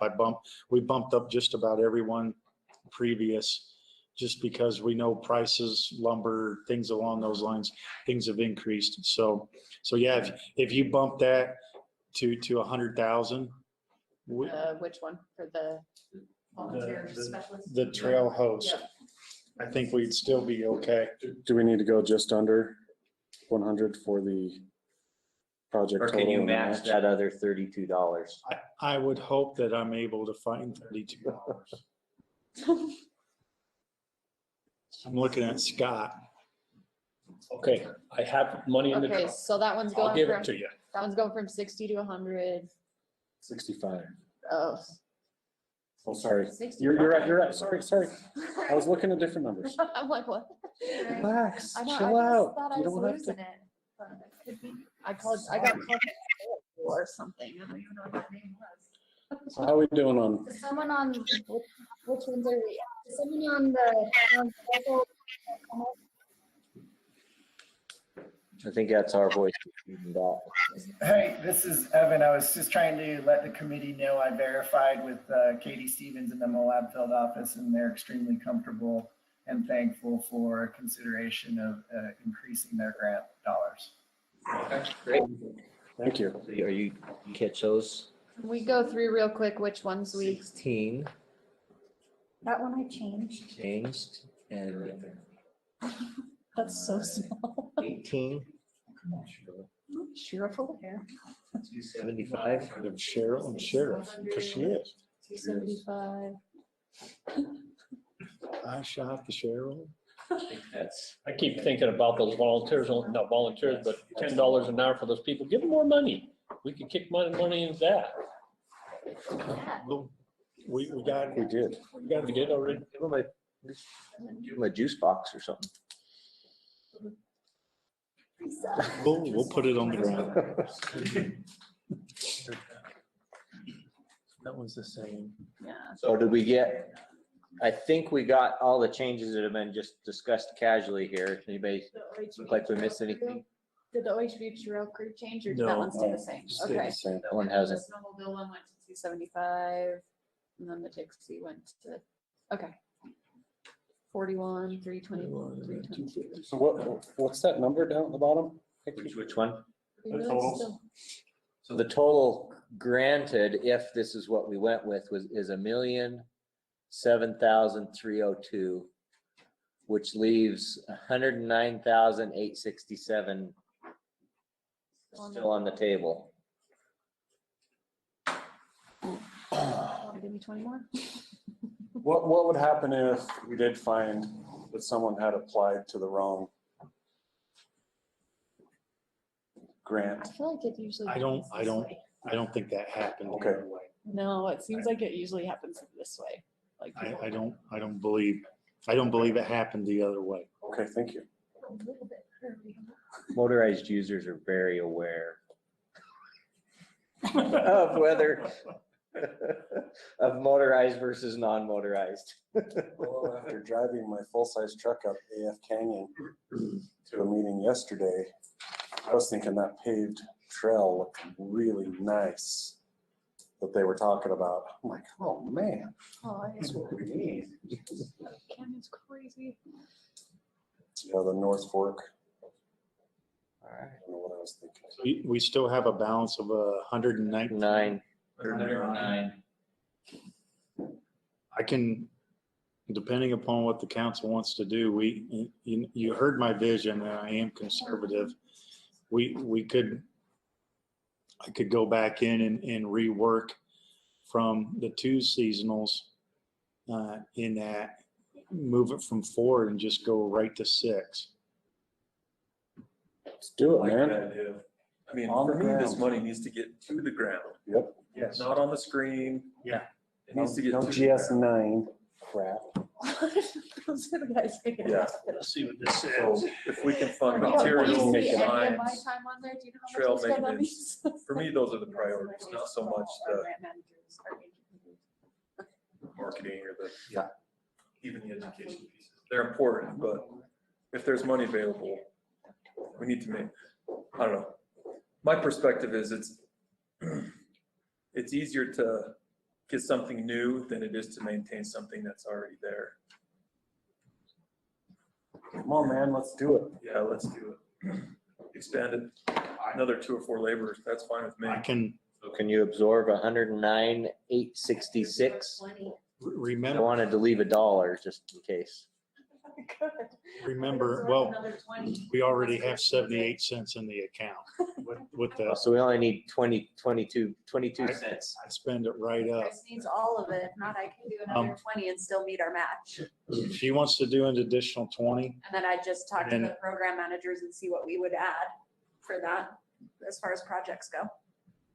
if UWC wants to do that, I'd rather, I mean, I can come in and rework the math for our trail crew and go from the 4, just jump it right to 6. Remember, this spans a 2-year arena, so that would ultimately what it would do is it just would speed up the vision of year 2 of this grant to 6 people, move it to right to the next year at this time to say, hey, we're gonna have 6 people. How much do you need for that? We'll take whatever balance is left after Cheryl's done. So Cheryl, you can, number 12 can absorb On the bench? 264. This will all be like, this already. There's fits match with the for match it. That we've already got, yeah, so I don't even have to go back and find more. Well, I've got to find $2,000. Okay, but so I can now find that. another 20 to number 12? Yeah, I can find another Yeah. 10. Yeah. To put it at 264. And then number, where are we, 16? Is it 17? It's the trail crew that we're talking about, right? Is it the trail crew? Yeah, so 17. The 50,000. So 17 Yeah, there's 17. and What's the difference? Minus 22 cents. No, I didn't show the 78 cents on the, that's what's on the account. It's actually Add $2,234,000. It's 89,867. $2,234,338.78. I left the 78 cents off. Okay, so we can go full So dollars if here. my math's right, we have 89,867. We can Yeah. add to that project.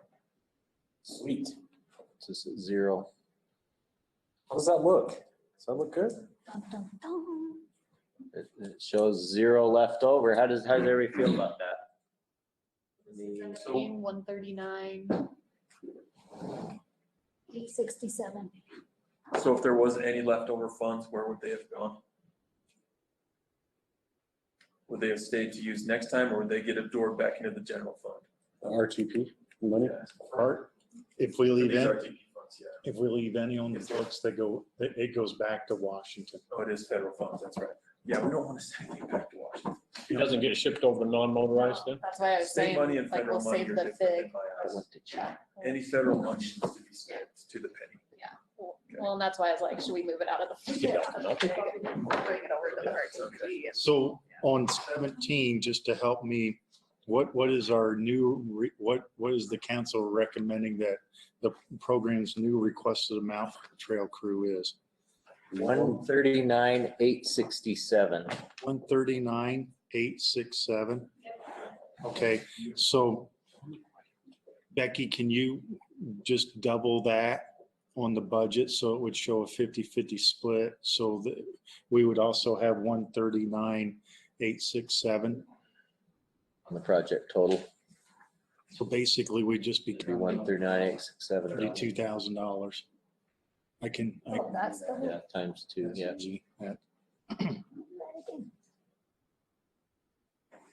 I can do that. And Chris, I'll update our budget and I'll also let you know which projects we're gonna add for that. Yeah, we would just need that updated Yeah, so that Rachel. budget so we can have that ready before the combined meeting. Okay, yeah, I can do So that. you got a couple of weeks. Yeah, no problem. I'll get it to you quick. Thank you. Thank you, guys. Hey, we have an action we want to take? Is there a motion? Motion, I think I could put this one together. So make a motion to change the budget to reflect what's on Becky's spreadsheet, zeroing out the available RTP funds. This is Eric. I will second that motion. All in favor? Aye. Any opposed? Okay, that motion passes. And then I would accept a motion to approve the recommended grants as adjusted by the prior motion. I think that has to be two separate actions. I'll make the motion to approve the grant proposals. And this is Scott, I will second that. All in favor? Aye. Aye. Any opposed? Okay, that motion passes. 4 minutes ahead of schedule. Believe it. It's The next item on our agenda is, well, actually 14 minutes ahead of schedule. Next item on our agenda is the youth representative position. So yeah, so we are, I'm supplying the two names tomorrow to the State Park Board that we recommended 2 meetings ago, which is Fred Hayes or not Fred Hayes. You can tell who's on my mind right now. Fred Christensen to be the ATV safety rep, and then Jason Blakengill, that I believe is on the call with us, to be the the second at-large position on the council. Brady, who was part of our council, or Bradley Wharton, resigned after a year. He just thought it was a 1-year appointment. I tried to coax him to stay on longer, and he did a great job. did a wonderful job. Great, outstanding, fine young man. And so, but he resigned because he wanted to focus on graduating and going to college, which are exactly great reasons. So what I wanted to do is to talk with the council this evening and saying, look, so the council is made up of 12 representatives, one of those being a youth group. We've been very successful at having a youth representative on the council. We've been very good at that. However, rather than me just assuming that the council wants to go ahead and throw out a request for nominations and have them go through an application process for youth, there is an opportunity to say, well, maybe we want to call that a different representative. Maybe it's a Utah Associations of Counties representative. Maybe it's a county commissioner. Maybe it's another use that we're overlooking. I personally like the youth member. And I can tell you that Utah is an envy across the state, across the United States. At a conference I attended prior to COVID.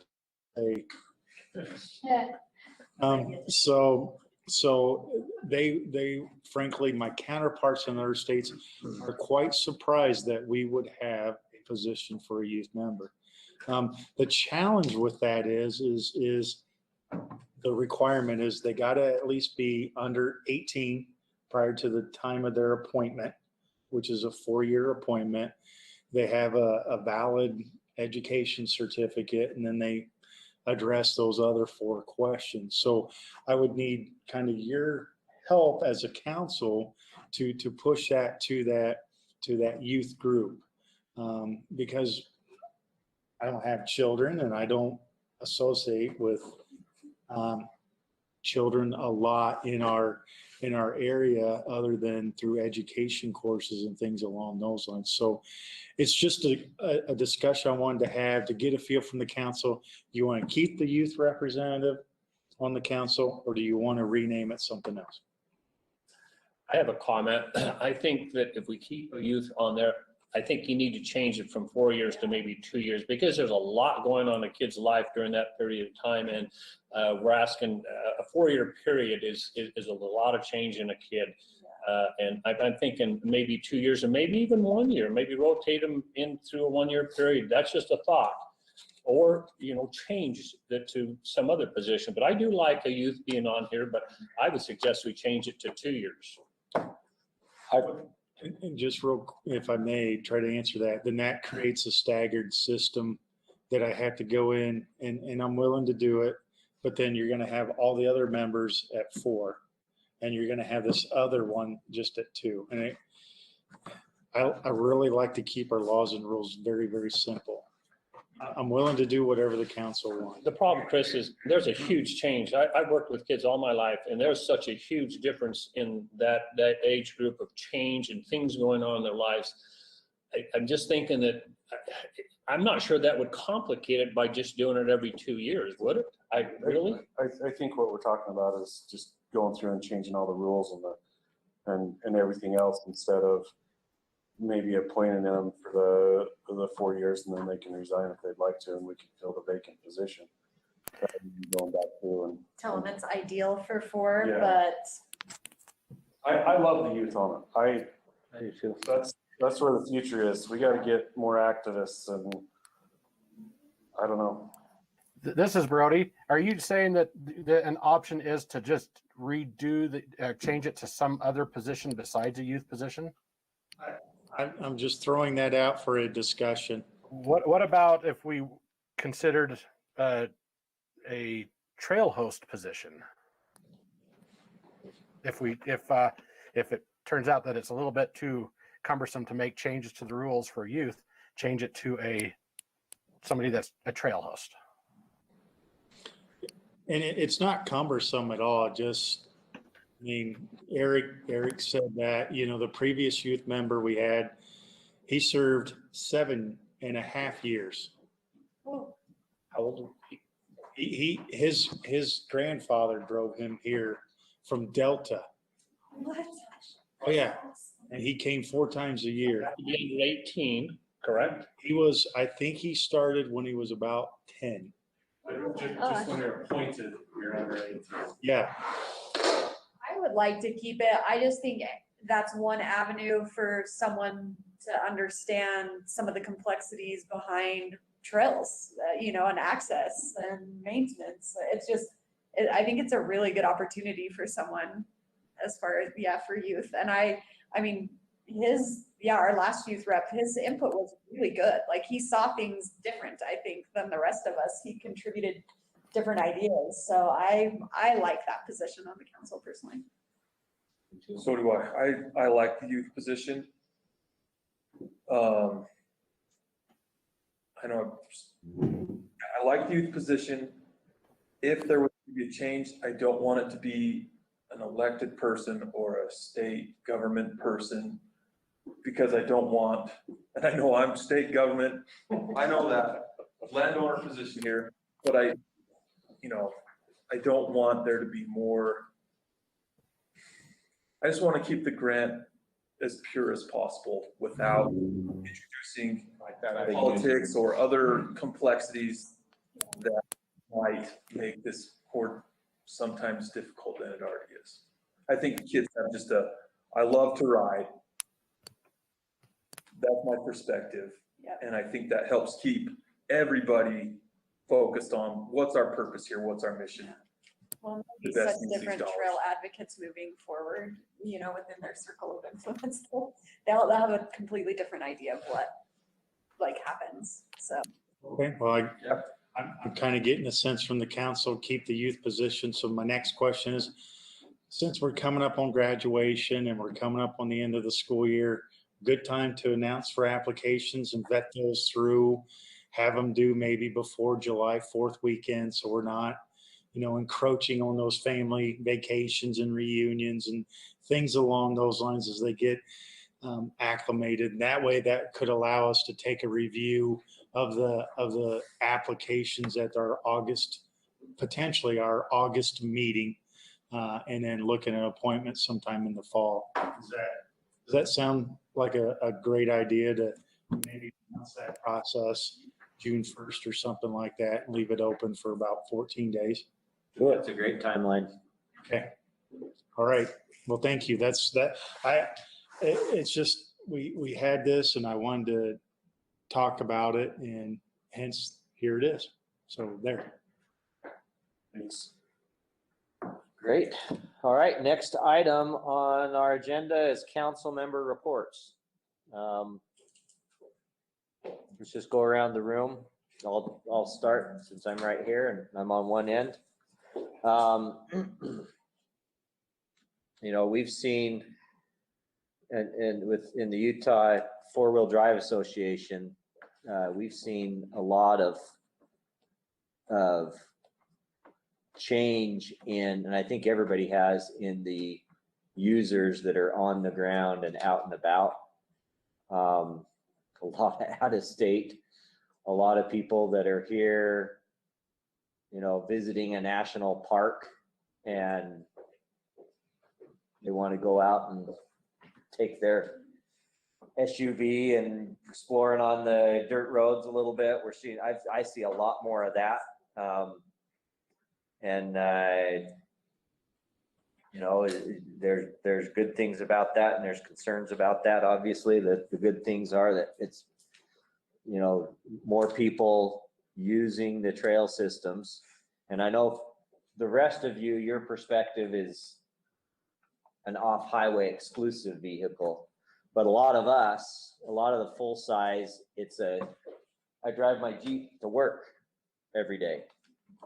And in the summer, I take the doors off and drive up the canyon on the paved road a lot, because it's beautiful driving up Little Cottonwood Canyon at 8 p.m. on a Thursday afternoon or a Friday or something. But then we also use it on the trails, and a lot of full size users, they mostly use their vehicles on the road. There are some that are exclusive. So we've seen a completely different, at least I have seen a completely different shift in who's out there and who's out on the trails. You're probably bumping into them as you're riding your motorcycles, you know, as you're doing other stuff. You see a tourist from California, or, you know, there's not very many international tourists at the moment, but that doesn't stop the domestic tourists from coming around.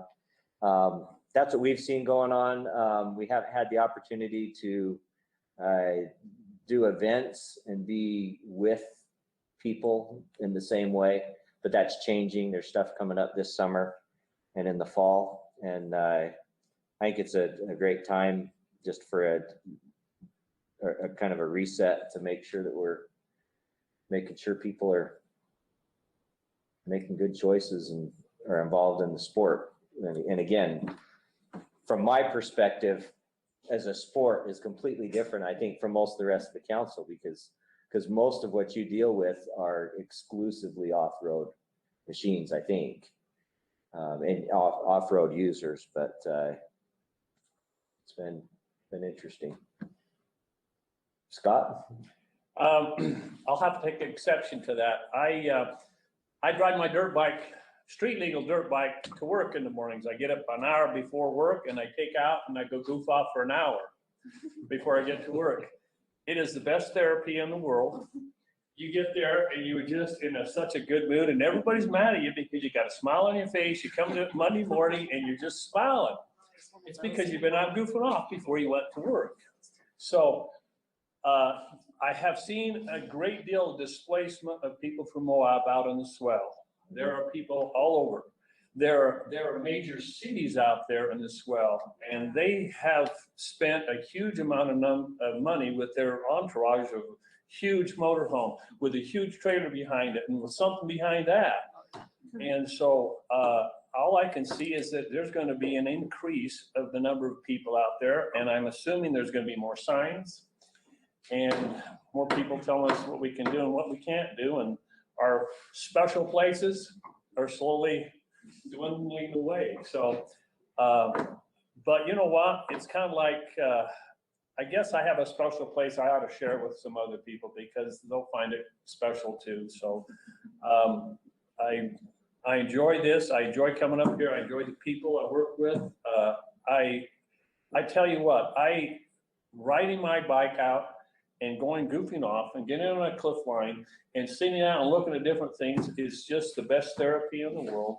And I need to do more of it. I think you should 2 hours every morning.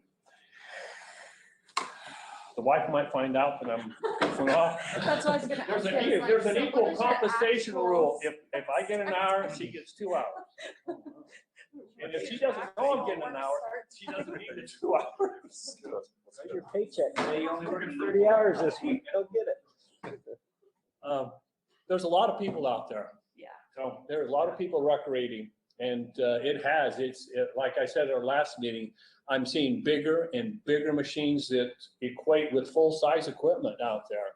And it concerns me because some of these new pieces of equipment can go just about any place they want to go. They have a rock crawler, and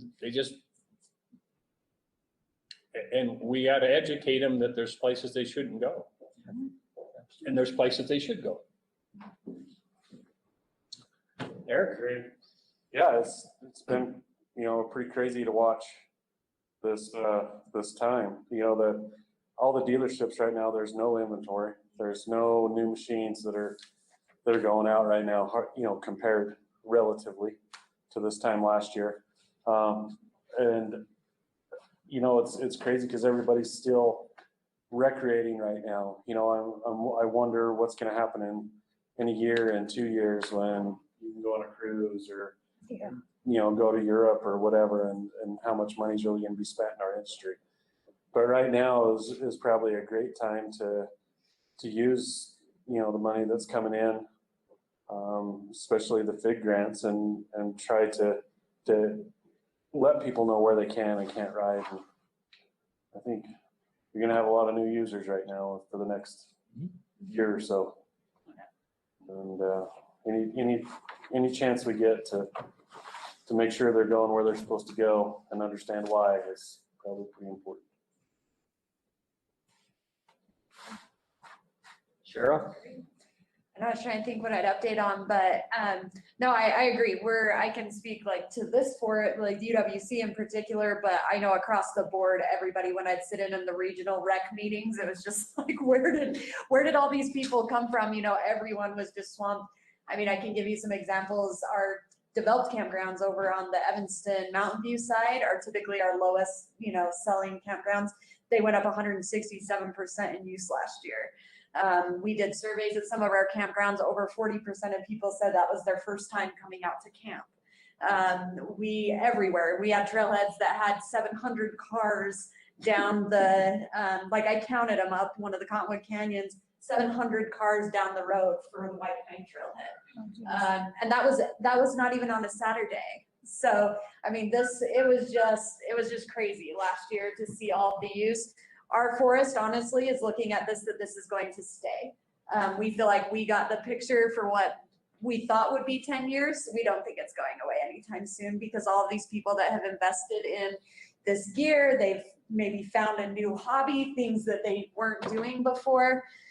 We don't think it's going to slow down anytime soon. So we're kind of trying to shift gears of if this is our reality, what does this now look like? Because it is a really big challenge, but I'll tell you, it's really exciting. And as a public land manager, seeing all of those people in a time where their lives just got turned upside down, and that was where they were going to play, and that was where they were going out to, be able to de-stress. It was really cool to see that happening, so even, and I can say that across the board, even though it was extremely challenging to manage, people overall were stoked to see that many people out there. I just wanted to tell the council thank you for being willing to consider our applications. I know they change from time to time depending on what our budget structure looks like, what our needs are, but we all know across the Forest Service, we know how valuable this program is to making our programs run. We literally would not be doing very much work out there if it were not for these programs. So just wanted you guys to know it's very appreciated. We take it very seriously. And if any of the council members ever have concerns with what they are seeing or aren't seeing out there, especially for the ones I put in for, but even the other units, I'm more than happy and more than willing to be part of those discussions.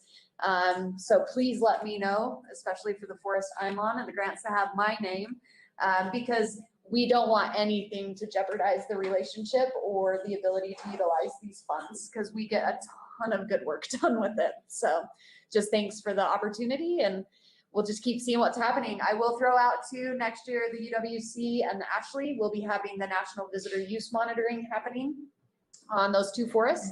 And when you look at the report for our forest, motorized use is extremely low. And all of us know that is not true. So what I think is true is that our motorized constituency is not stopping to fill out the survey So information. weird. Which is weird, I know, but I would just throw it out there to Go you to the guys. bathroom and then we'll stop. Yeah, but I'll just throw it out there to That's you it. guys that if you're on the Ashley or the UWC next year and you see someone out there collecting surveys, that data matters, because at the end we get a snapshot of like our use levels, what people think about what's happening on the forest. And I mean, I think it said 7% of our use was like OHV motorized recreation on the UWC, which I was like, what? There's no way this could be true. But we need people to actually stop and take the surveys. So keep your eye out for them. And I think that's the updates I got. From the trust land side, we're a little bit different than the other public land management agencies, and where recreation is not specifically something we dedicate a lot of time and resources to, because it's hard to make money on recreation. That being said, we do feel and recognize the impacts of increased recreational use on trust lands. And we are learning and we are adapting and we are finding new ways and models to generate revenue as a new revenue source from recreation on trust lands. For example, out in Vernal, I don't know how many people are familiar with Docks Beach out that way. BLM has a trailhead, a couple of vault toilets, really good trails that head up to the Ashley from there, head up to Red Mountain from there. Just across the street, there's a trust land section. People have been riding there from day one, and we haven't made any money off of it, but there's, Jeepers go side by side, single track, all sorts of good stuff. Trust Lands has an excess of OHV funds we get from registrations. We get $1.50 per registration, and every fiscal year it's a use it or lose it, with a cap at about $350,000. And I thought, hey, it's been a couple of years in a row, extra money. Maybe we can utilize that money to turn some of these rec areas into a formalized lease where the trust lands it's paid and whatnot. So Uinta County put in an application to lease about a 540 acre section of Docks Beach for an OHV park and recreation area. Win-wins for all of us. Trust lands will get paid out of the OHV account. Better management.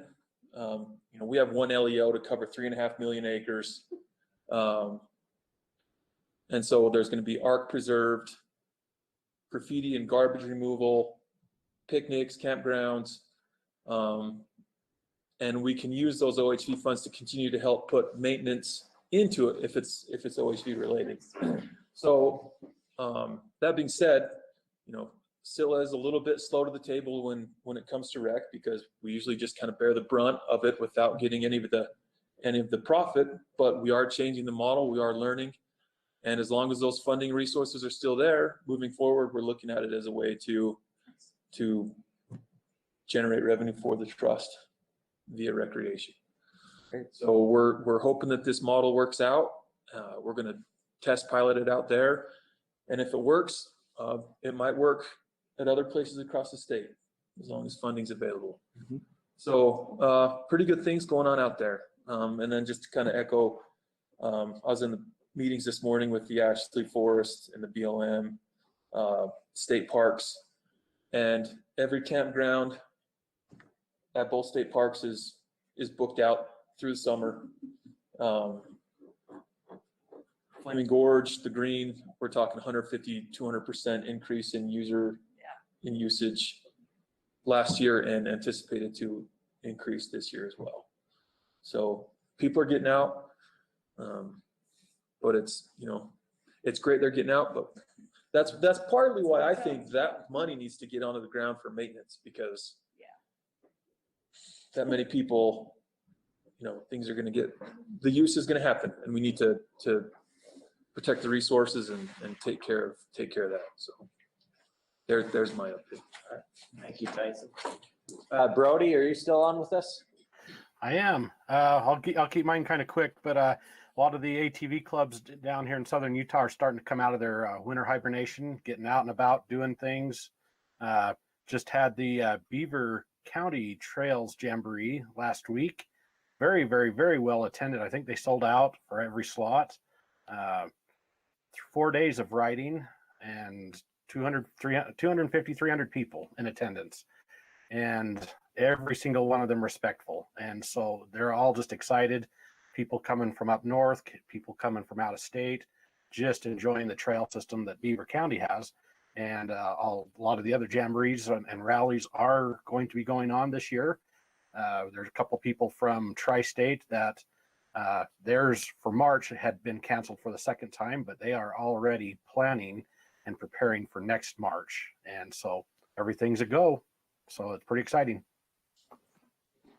Great. That's it. Thank you. Appreciate it. Evan, are you still on with us? I sure am. Can you guys hear me okay? Yeah. Okay, great.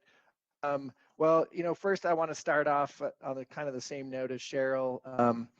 I appreciate being part of this committee, being able to hear the thought process and the passion that goes into everybody's work here. And BLM thanks the committee for all the projects that are supported. And again, we really look forward to that, these from this round coming on deck. Kind of an off-highway vehicle specific, I wanted just to let you guys know, I know most of this crew's already aware, but we have a lot going on in the state, and it would behoove you and your fellow riders to participate in BLM travel planning processes. Of course, we had the San Rafael Desert plan south of Green River that was signed last summer that we're working on appropriate implementation, but that is unfortunately being appealed. We have the Canyon Rims project in Moab that hopefully will be completed soon. And then we have ongoing other plans in Bernal, St. George, Kanab, Moab, and Price and Richfield field offices. So we've got a lot of travel planning going on around the state. And why I wanted to bring all that up basically is to ask, we're seeing is we're getting a lot of comments at scoping and at the actual project level that don't really help the agency very much. Comments along the lines of keep all the trails open or close all the trails, depending on your point of view, don't really help us in our NEPA projects. So, what I'm making a pitch, I know people look to this group as subject matter experts in your respective riding groups. If you can help them understand that, put in that's more substantive and speaks to the specifics of a specific trail that is very meaningful to them, why they use a particular route or a particular area, even if it speaks to positive or negative resource impacts. Those are the type of comments that will help us in our NEPA processes. And unfortunately, the kind of comment like keep all open or I love the trails, while they're great, they don't really help us an awful lot in our NEPA process. And NEPA is not a voting process. So if we have 10,000 people that say keep all the trails open, we acknowledge that, but that's not really the way NEPA works. And I'd love to interface, with any of you one-on-one, help you understand that a little better. But we have had a big spike in OHV related comments on our projects, which is wonderful.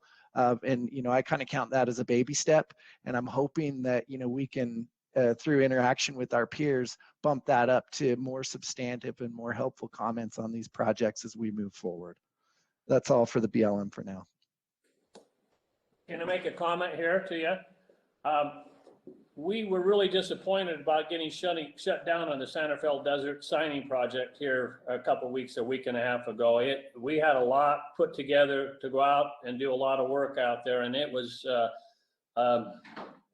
we weren't happy, I suppose. There were some people that were unhappy about it, and so we were disappointed. That's probably a better way of putting it. We were very disappointed that we weren't able to go out and put signs up. of open routes out there. And so I just pass that along. And a good point, Scott. I appreciate hearing that. And believe me, I know I was on a phone call very shortly thereafter with the local district manager, local sheriff, and the local county commission, trying to sort out how we can move forward appropriately under this unfortunate situation where we're in an appeal on a big plan like that. I know they're really important to people, so I hear you. Thank you. Thank you for your report, Evan. Chris, any update from the program? I know that's not technically a council member position, but do you have an update for the program? Yeah, probably the most important thing is the youth minimum age requirement was lifted on May 5th.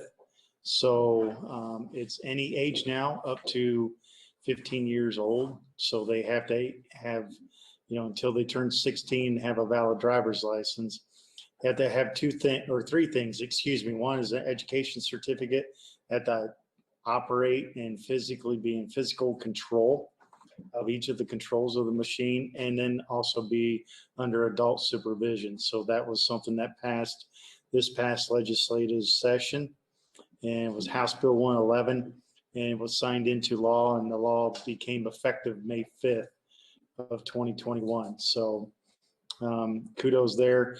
We've been working closely with the Office of Tourism, and more specifically associated around the rural side of things. And when I say rural, I'm referring to Grand County and some of the challenges there, along with a lot of our other areas. And so we've been asked and was able to provide some input on a script, working with our partners over at Tread Lightly and the Utah Office of Tourism, and it's known as Ride Mighty, Forever Mighty. And I had an opportunity to film 4 different types of responsible rider info messages, roughly about 15 seconds in length. And Adam Eagle was the other person part of that PSA. So there's 8 total, and I believe the other 4 are with the 4-wheel drive representative. I believe she's out of Emery County as well. So kind of a unique opportunity there. And then today we had another Office of Tourism item opportunity to work. And so they're taking some of the things from the OHV program and incorporating them into another item. It's called something along the lines of like national parks, forests, and state lands, and it's a company that they've have an agreement with, and they have a model very similar in Arizona, and they thought, well, why don't we just use Utah? So I provide some input to them today with the contact at Office of Tourism, and a lot of it's focused on people coming from outside the state. So, which is a unique thing, because we're listening to some of the comments off the council reports. And so I think it is a great way to, for the Office of Tourism to recognize that, hey, this is a valid form of recreation in the state. And they're helping us do some promotion along those lines. That's probably really the only 2 items coming up.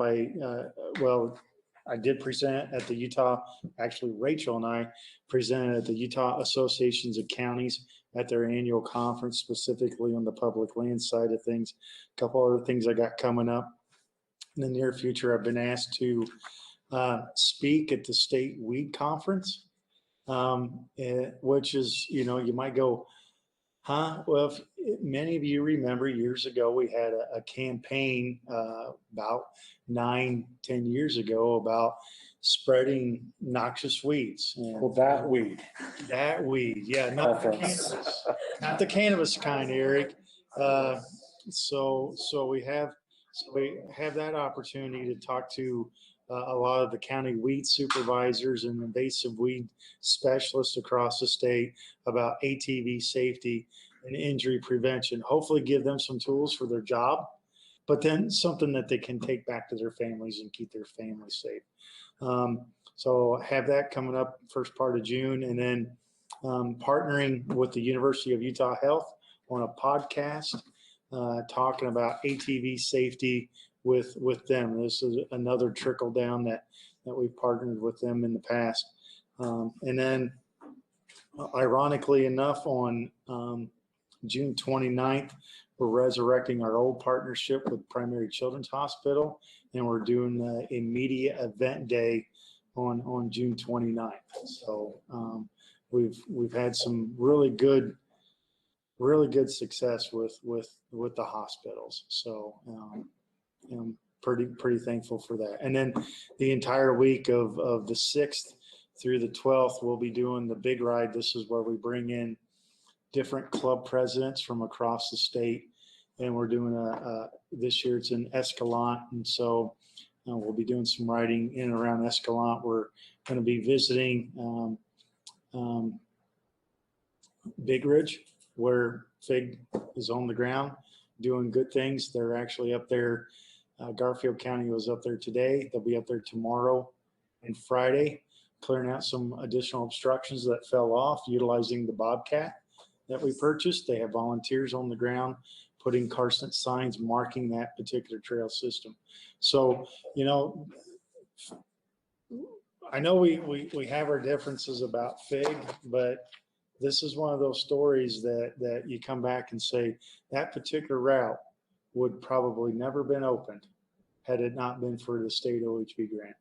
And that's just reality. And that's kudos to each of you, and kudos for the county for submitting the application. And so those are just a couple of things on the horizon. So Great. Thank you, Chris. you're welcome.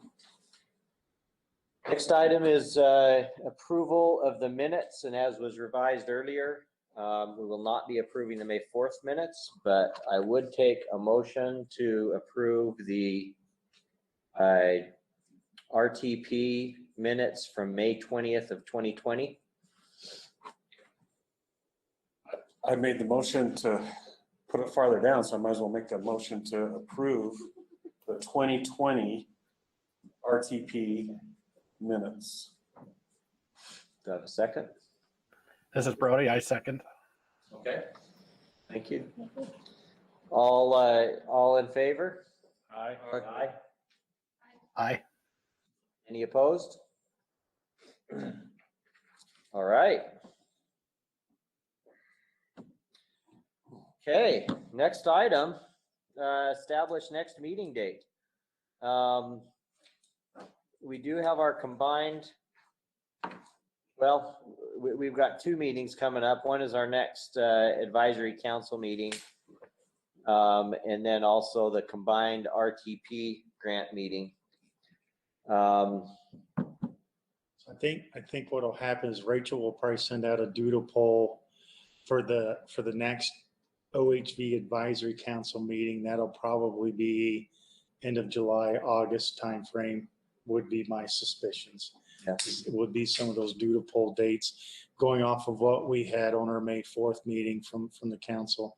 But what I would like to do is try to get a couple of dates from the council now that I can share with the non-motorized on what might work for the combined RTP meeting. And I see that being more of a virtual meeting, and it usually only takes approximately an hour. Whatever, it's like 15 minutes. Well, there could be more information this year, like an updated equipment cost list. There could be some. Okay, all right. I think you're being a little silly with the hour thing, but. Well, Just in case. just in case. Don't be 10 minutes late or you'll miss it. I know. I'm personally burned on this because I got off work early. I'm racing through traffic, trying to get up there. I get there and it's done. Don't be That's late. why we're going to do. Virtual would be a good thing. It'd be good for me. Yeah. Oh, and it's good to do virtual. I think it'd be good for a lot of people.